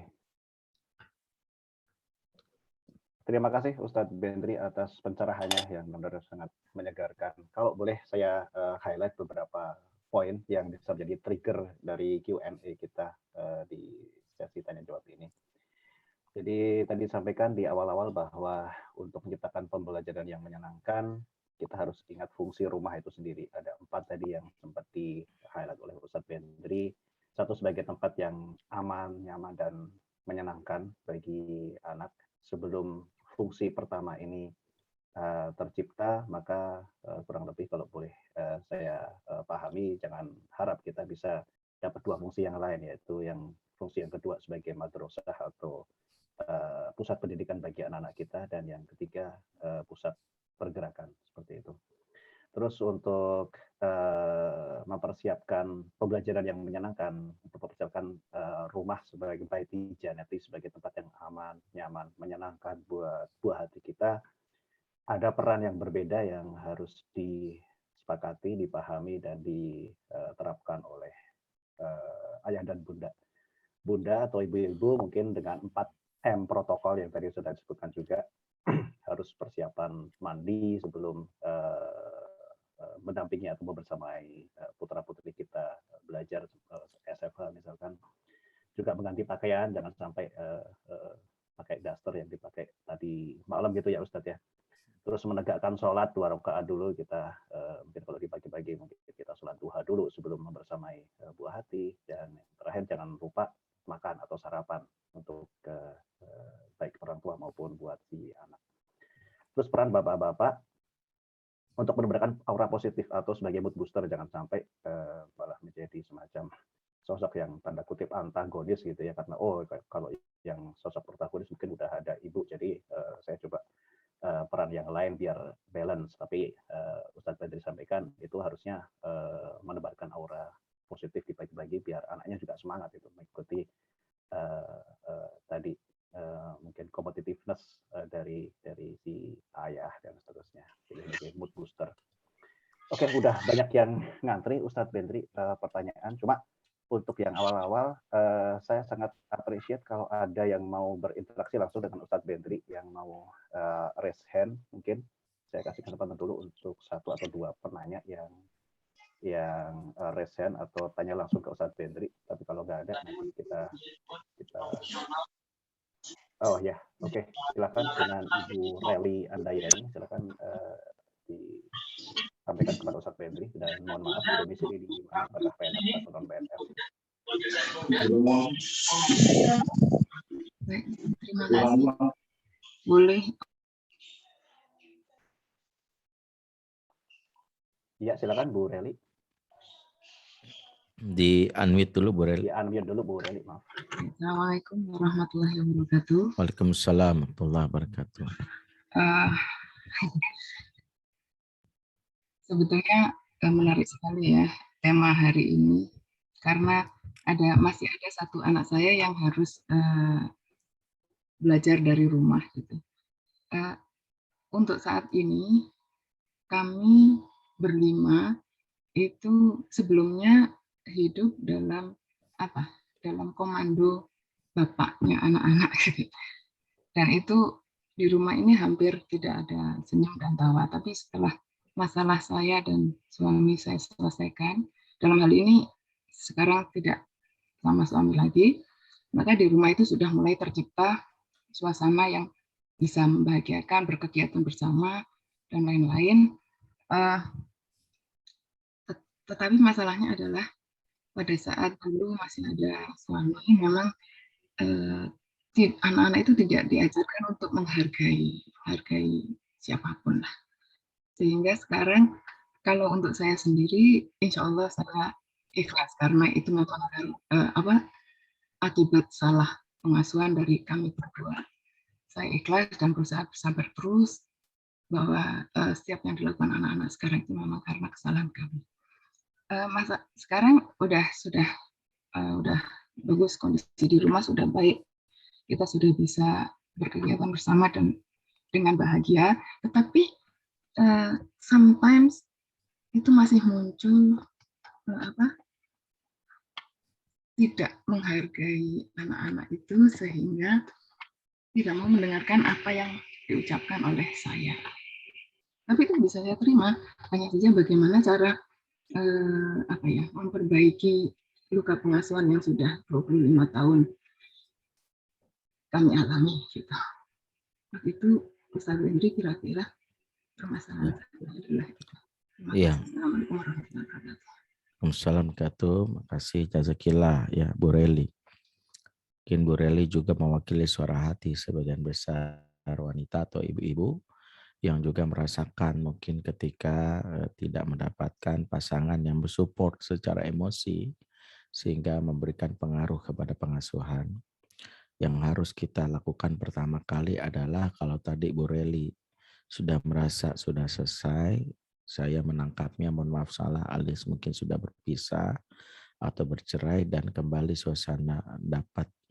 Maka yang harus dilakukan adalah benar-benar kita menegakkan yang namanya hak-hak setelah bercerai, di antaranya memberikan hak porsi diri untuk move on secara maksimal. Di antaranya adalah tidak mengungkit-ungkit hal-hal di masa lalu bagi kita saja. Kita tidak menjadi orang yang terpancing. Dan kita harus jadi orang yang berusaha untuk mengikhlaskan itu. Yang kedua adalah mencoba menetralisir yang menjadi hak-hak anak, yaitu anak membutuhkan persepsi positif akan dua orang tuanya, entah itu ayahnya atau ibunya. Terlepas bahwa mungkin kita punya kekecewaan mendalam terhadap pasangan kita atau mantan pasangan kita. Maka hindari lisan-lisan yang tanpa sadar menyebutkan misalnya, maaf gitu ya, ini semua karena bapakmu begini. Itu tidak dibenarkan karena ketika Al-Quran berbicara tentang adab setelah cerai, Al-Quran menyebutkan dalam surat Al-Baqarah ayat 237, wala tansaul fadla bainakum, jangan kalian lupakan kebaikan di antara kalian. Jangan melupakan kebaikan adalah pesan Allah kepada orang bercerai. Mengapa Allah memberikan isyarat dengan kalimat jangan lupakan kebaikan? Karena kecenderungannya yang muncul orang lebih senang untuk mengingat keburukan pada saat setelah bercerai dibandingkan mengenang kebaikan. Alhasil tanpa sadar emosinya makin keruh karena merasa sakit hati, belum selesai move on-nya, dan itu menularkan ke anak, dan anak mendapatkan sosok yang buruk. Karena itu yang paling penting adalah kitalah sumbernya. Mengenai hal-hal yang dirasa misalnya dampaknya anak misalnya tidak menghargai, yang paling penting adalah mencari hal-hal yang bisa kita lakukan. Saya gini, anak ada berapa? Saya menangkap misalnya tadi anak 5. Kalau misalnya anak 5, maka satu yang harus kita pegang, kakak nomor 1 itu lokomotif yang bisa kita pegang. Kalau usia pernikahan 25 tahun tadi, saya menduga mungkin kakak anak pertama sudah 20 tahun ke atas. Berarti sudah layak lah dia sudah jadi shadow, alias dia sudah bisa jadi partner. Atau kalaupun sang kakak yang merasa dirinya dalam hal ini mengalami kondisi emosi yang buruk, yang dia akibat pengalaman masa lalu, maka prioritas pertama ke kakak. Jangan semuanya dulu. Loh kok gitu Ustadz? Karena kakak itu yang menjadi awal perbaikan, karena dia akan membantu kita kelak untuk melakukan perbaikan kepada adik-adiknya, bagi-bagi tugas. Misalnya, aduh mama capek nih, bisa enggak? Nah hal seperti itu. Karena itu kita upayakan. Rumus yang paling penting adalah hal-hal yang mungkin menjadi kebiasaan-kebiasaan yang baik yang harus ada dalam rumah tangga, mulai ciptakan kembali. Yang paling penting nilai-nilai yang harus kita kenalkan. Contoh, fokuslah untuk membangun kebersamaan yang menyenangkan dulu dibandingkan kebersamaan penuh dengan ketegangan. Karena itu orang harus memahami situasi-situasi pasca cerai, bahkan situasi-situasi pandemi. Ini menjawab sebagai penanya yang sudah masuk juga, kita harus memahami ini situasi darurat. Dalam situasi darurat, maka kita harus kompromi terhadap idealitas. Jangan semuanya mau diambil semua. Ideal banget enggak. Yang ideal itu kalau situasi normal.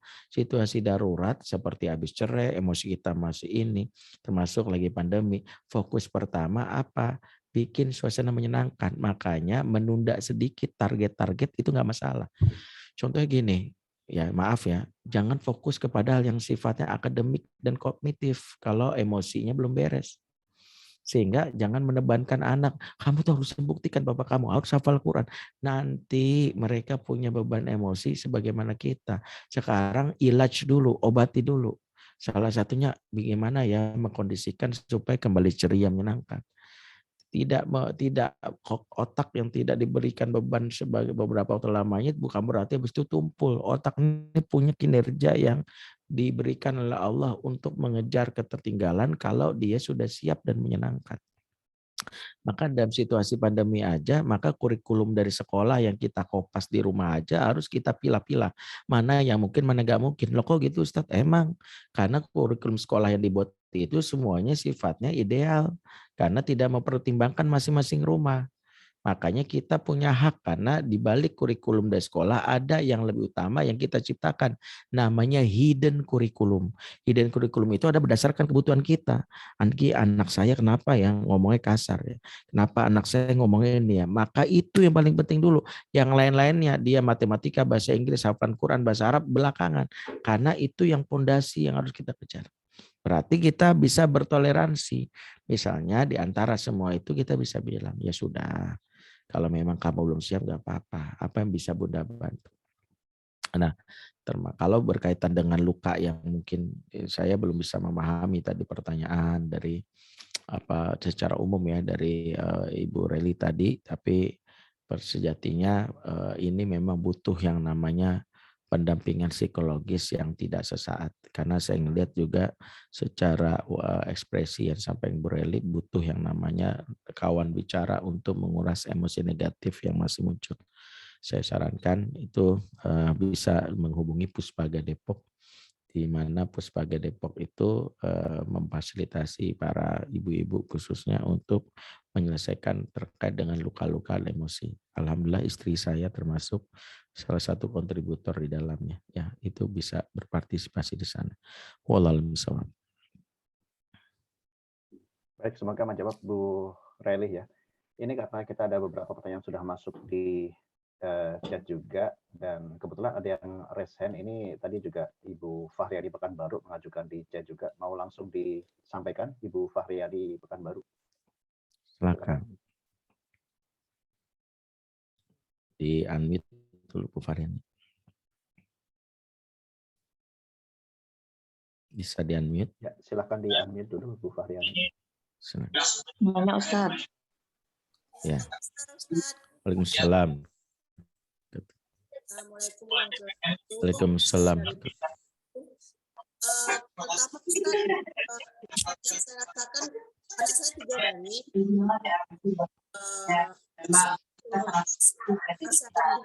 Saya nggak gitu dengar, bentar Bu. Ini kayaknya ada. Bu, ada yang belum di mute ya. Oke. Silakan Bu Faryani. Ya, secara psikologis anak-anak ketika diperintah oleh gurunya, Ustadz, mereka akan langsung melaksanakan sesuai dengan perintah guru. Tetapi kalau sama ibunya, karena kesan ibunya mereka pasti memanfaatkan peluang ini, jadi mereka manja, gitu. Beda dengan guru, karena seorang guru sama seorang ibu sepertinya beda kesannya, Ustadz. Jadi mereka lebih banyak manja, jadi kita sudah lembut. Karena mereka tahunya dari ibunya, seolah mereka mengambil kesempatan. Akhirnya terpaksalah mengeluarkan marah-marah. Kalau udah tegas kita marah, baru mereka melaksanakan, Ustadz, gitu. Ini karena secara psikologis gitu yang saya lihat. Jadi bagaimana caranya agar kita tuh sabar dan mereka juga memperlakukan kita seperti guru. Yeah. Gitu. Yang kedua, Ustadz, yang saya rasakan adalah suami ini moodnya naik turun gitu. Kalau misalnya anak-anak tuh inginnya belajar sama bunda, enggak. Jadi saya kan 3, maksud saya mau pengen bagi tugas, tapi mereka seperti tidak comfort aja sama ayahnya gitu. Nah yang kedua, suami ini kadang moody orangnya, Ustadz. Kadang mau bantu, kadang ya cuek aja gitu loh. Nah bagaimana Ustadz agar suami juga bisa konsisten lah membantu.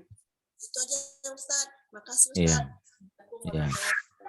Assalamualaikum warahmatullahi wabarakatuh. Bunda Faryani menceritakan kesulitannya untuk tegas. Pertama, tegas itu kalau kita kondisikan dalam konsep yang disebut family meeting. Betapa kita harus mempersiapkan anak akan kondisi. Salah satu hal yang saya sarankan di masa pandemi ini, bagaimana setiap keluarga membuat namanya family meeting. Keseriusan kita mulai keluarga dibuktikan dengan meeting yang kita lakukan. Ada orang bikin bisnis serius nggak? Serius. Hampir setiap hari ada meeting sana, meeting sini dengan manajer. Dia udah tanam invest 50 miliar misalnya. Nggak mau rugi. Makanya ada meeting. Ada juga orang yang misalnya bikin proyek atau katakanlah diamanahkan DKM masjid, dapat target uang jamaah ada 1,5 M yang harus dikelola dan itu bertanggungjawabkan. Dia bikin rapat sana rapat sini, serius. Malam Jumat ada liko ini. Kenapa sih Ustadz liko mulu? Ini serius. Kita lagi banyak tanggung jawab. Nah, kalau dalam urusan terkait bisnis, sosial, DKM kita aja serius, dibuktikan dengan meeting, bagaimana dengan keluarga? Serius nggak sih? Kalau serius bikin meeting. Serius, tentunya jangan sampai rapat keluarga nanti menjelang anak nikahan menentukan ya mau sewa tenda apa mau pakai sewa gedung, mau pakai nanti sewa sound sistemnya sama Haji Bolot apa Haji Nasir. Jadi itu doang yang dipikirin. Baru nanti mau pagar banyak kita nih rapat keluarga menjelang anak nikah doang. Nah dalam situasi ini maka mulailah kita rapat keluarga, tegaskan. Di antaranya kita bikin rules. Nah, sekarang Bunda dalam hal ini jadi guru buat kamu. Kita sepakati, tulis jam berapa mereka, saya melakukan ini, ditulis jam berapa mereka harus sudah ini. Kalau terlambat, apa konsekuensinya? Dan nggak perlu marah, karena sejatinya kita itu yang namanya aturan itu, yang namanya tegas nggak marah. Tegas itu konsep Quran itu adalah mengembalikan anak kepada aturan. Allah tegas ketika mengatakan kepada alam, fala taqrabah hadhihi sajarah, itu aturan. Tetapi Nabi Adam melanggarnya, Allah tegur lagi dan gak perlu marah-marah. Kata Allah, Allah anhakuma antil kumasyajarah wa kullakuma inna syaitana lakuma adu mubin. Bukankah aku sudah katakan, wahai Adam, jangan dekati pohon itu, setan musuh nyata bagi kamu, keluarlah engkau dari surga. Allah nggak bilang marah azab, enggak. Kesenangannya diambil. Salah satunya kan senang-senang surga, udah dikeluarin aja. Maka kita bisa lakukan itu. Saya rapat keluarga setiap Senin malam. Saya kejelasin konsepnya. Abi ngelihat pagi-pagi ini kita karena di rumah menyepelekan hal-hal yang substantif di antara mandi. Ya, baik kita bikin kesepakatan yuk, oke. Jam paling lambat mandi jam berapa? Tuh jam apa aktivitas pagi, kita rinci aktivitas pagi. 1, setelah sholat tuh zikir sama surat. 2, murojaah hafalan, pokoknya Quran time. Yang ketiga adalah olahraga minimal 15 menit. Yang keempat adalah sholat duha. Yang kelima mandi. Yang keenam sarapan. Kita rinci paling lama diberes. Yang telat Bapak, yang telat konsekuensinya jam mainnya itu dikurangin. Yang senang, yang handphonenya biasa main hari itu 1 jam, dikurangin berdasarkan kelambatan. Enggak perlu marah-marah, cukup bilang, hari ini jam berapa mandinya? Aku telat ini, berarti dikurangin. Nggak bisa, nangis biarin aja. Maaf. Dan itulah pentingnya kita membuat aturan di awal. Jadi nggak boleh, mama udah boleh. Ya, itu karena konsepnya nggak diberesin di awal. Jadi konsepnya jelasin dulu. Ada family meeting, nanti minggu depan rapat lagi. Nanti kebiasaan ini juga mengesankan bagi anak. Disitulah kita bilang bagaimana ya, kok ini ada, kalau perlu ditulis, tulis itu membuat anak tahu. Ingat-ingatin tuh nomor 7 apa poinnya nak, nah, baca, tulis ya Ibu, semua di sini belajarlah untuk membuat ya hal-hal yang serius ya. Saya masuk perusahaan itu serius banget. Nilai-nilai dasar PT Telkomsel, 1 inovatif, 2 itu kan serius banget ya. Profesionalitas di keluarga kok nggak ada yang kayak gitu ya. Harusnya kan ditulis visi misi berkeluarga. Itu kalau kita bahas panjang nanti nih, baru menyadari iya ya selama ini kita nggak ada tuh ditulis visi misi, nggak ada, nilai-nilai nggak ada, menjalani keluarga sama dengan hal-hal yang biasa. Apa keluarga kita mau dibawa kemana? Mengalir bagai air kan gitu jawaban kita. Kalau ngalir ke sungai nggak masalah, yang repot ngalir ke septic tank yang banyak kayak gini. Makanya nih kalau disampaikan seperti itu ya, itu harus kita pahami ya mengapa konsep rapat itu penting ya. Kalau suami yang kemudian ya pertama memang tidak semua suami setangguh yang kita pikirkan. Ya, karena itu kurangnya ekspektasi kita ya. Salah satunya memang tidak semua suami seperti harapan. Pahamilah suami ketika mudik kita nggak sanggup, maka kita mendapatkan amanah baru, bukan hanya ngasuh anak sendiri tapi anak mertua. Ya udah nih anak mertua lagi ngambek, ya udah terima aja. Anak mertuanya lagi susah, nggak usah diharapin dulu, nanti beresinnya.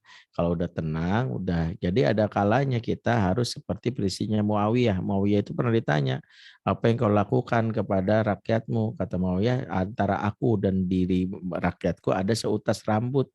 Maksudnya apa? Para ulama menjelaskan antara diri Muawiyah dan rakyatnya ada seutas rambut. Maksudnya apa? Kalau saling tarik menarik putus. Makanya Muawiyah bilang kalau misalnya rakyatku menarik aku kendorin.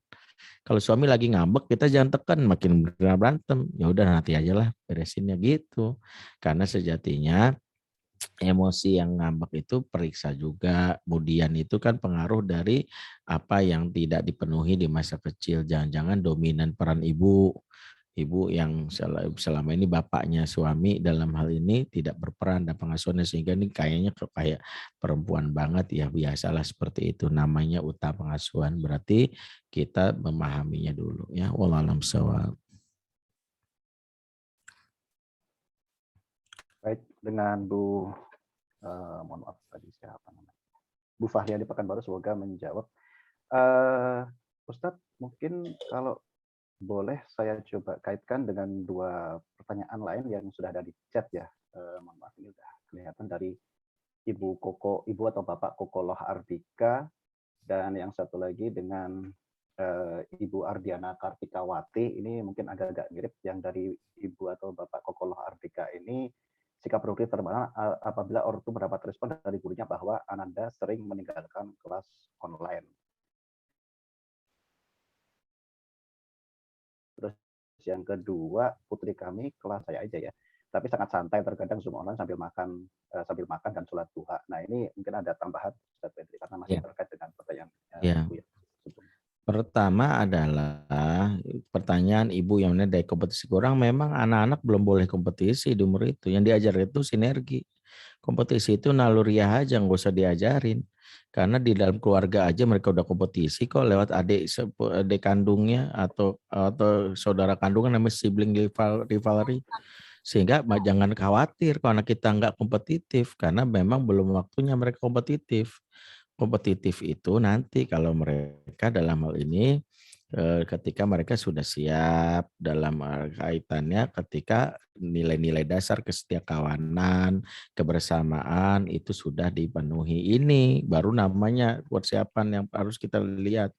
Jadi jangan sampai nanti kita akhirnya pengen kompetitif dulu, karena itu bukan jadi dasarnya. Apalagi anak perempuan, kalau nggak diajarin aja kompetitif, apalagi kalau diajarin makin kompetitif lagi, setiap orang dianggap pesaing. Bikinlah sesuatu yang buat mereka merasa bisa bersinergi. Kalau anak kelas 5 tadi di Arab, kok dia nggak bisa fokus? Pertama, bahasakan ke anak itu komunikasi yang empati dengan istilahnya jembatan komunikasi atau komunikasi jembatan.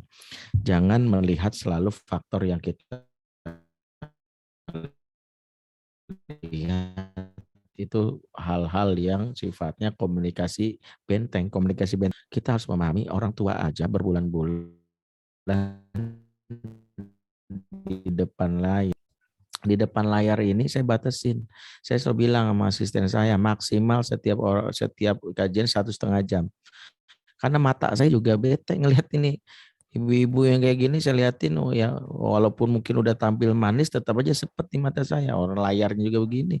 Maksudnya apa? Bahwa kita harus pahami bahwa memang tidak mudah untuk kita seperti ini. Saya sehari bisa 5 atau 6. Kebayang nggak? Di depan layar 5 kali 1,5 jam.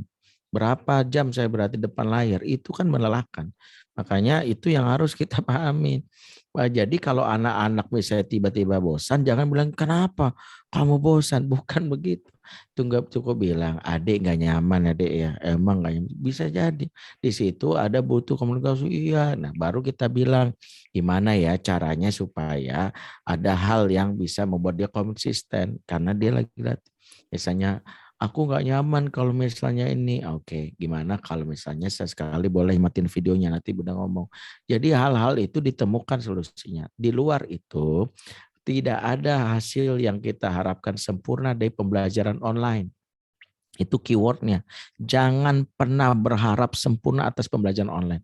Karena sejatinya yang paling bisa kita harapkan itu saat berada di rumah adalah kita memberikan kurikulum sendiri terhadap anak-anak kita di luar apa yang diberikan gurunya. Contoh, misalnya kalau di rumah kita ada kurikulum atau apa, kita selipkan. Di sini kita misalnya di antara waktu-waktu itu anak misalnya nyuci piring, beresin tempat tidur, itu kan berkaitan dengan kurikulum dalam rumah, nyiram tanaman yang ada, mencuci baju dan sebagainya.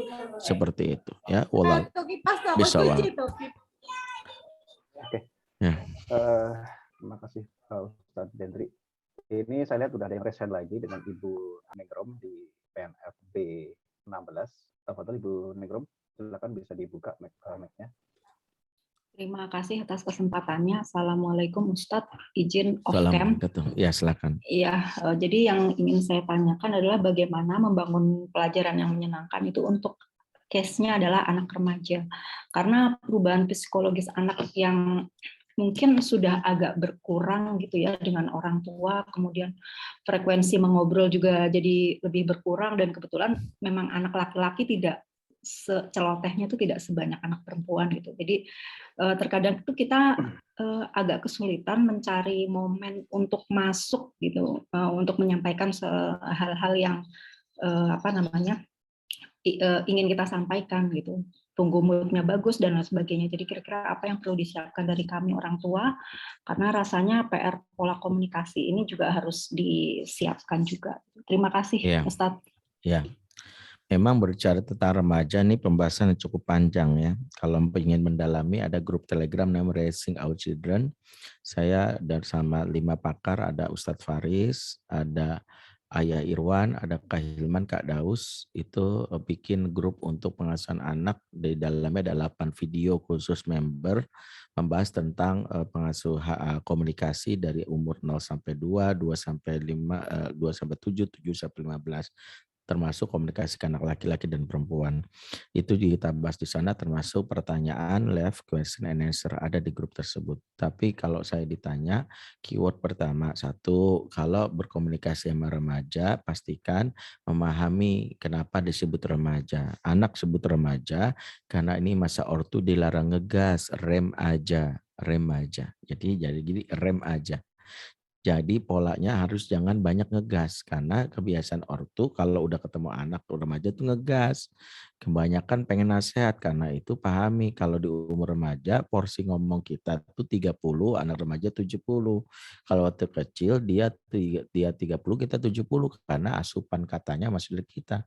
Karena itu yang dibutuhkan namanya bukan teknik komunikasi aktif, namanya teknik komunikasi pasif, yaitu teknik mendengar. Karena yang membuat anak itu malas komunikasi karena respon yang salah. Respon yang salah, satu, lagi cerita ujung-ujungnya nasihat. Mah, tadi kan di kelas ada yang ngupil mah lagi itu. Kamu jangan kayak gitu ya, itu nggak bersopan namanya. Di dalam Al-Quran ceritakan tentang bagaimana adab, cerita nggak bagaimana Nabi Musa atau ketika sama Nabi Khidir. Kamu tahu cerita bagaimana? Itu kalau nggak begitu, ya Allah.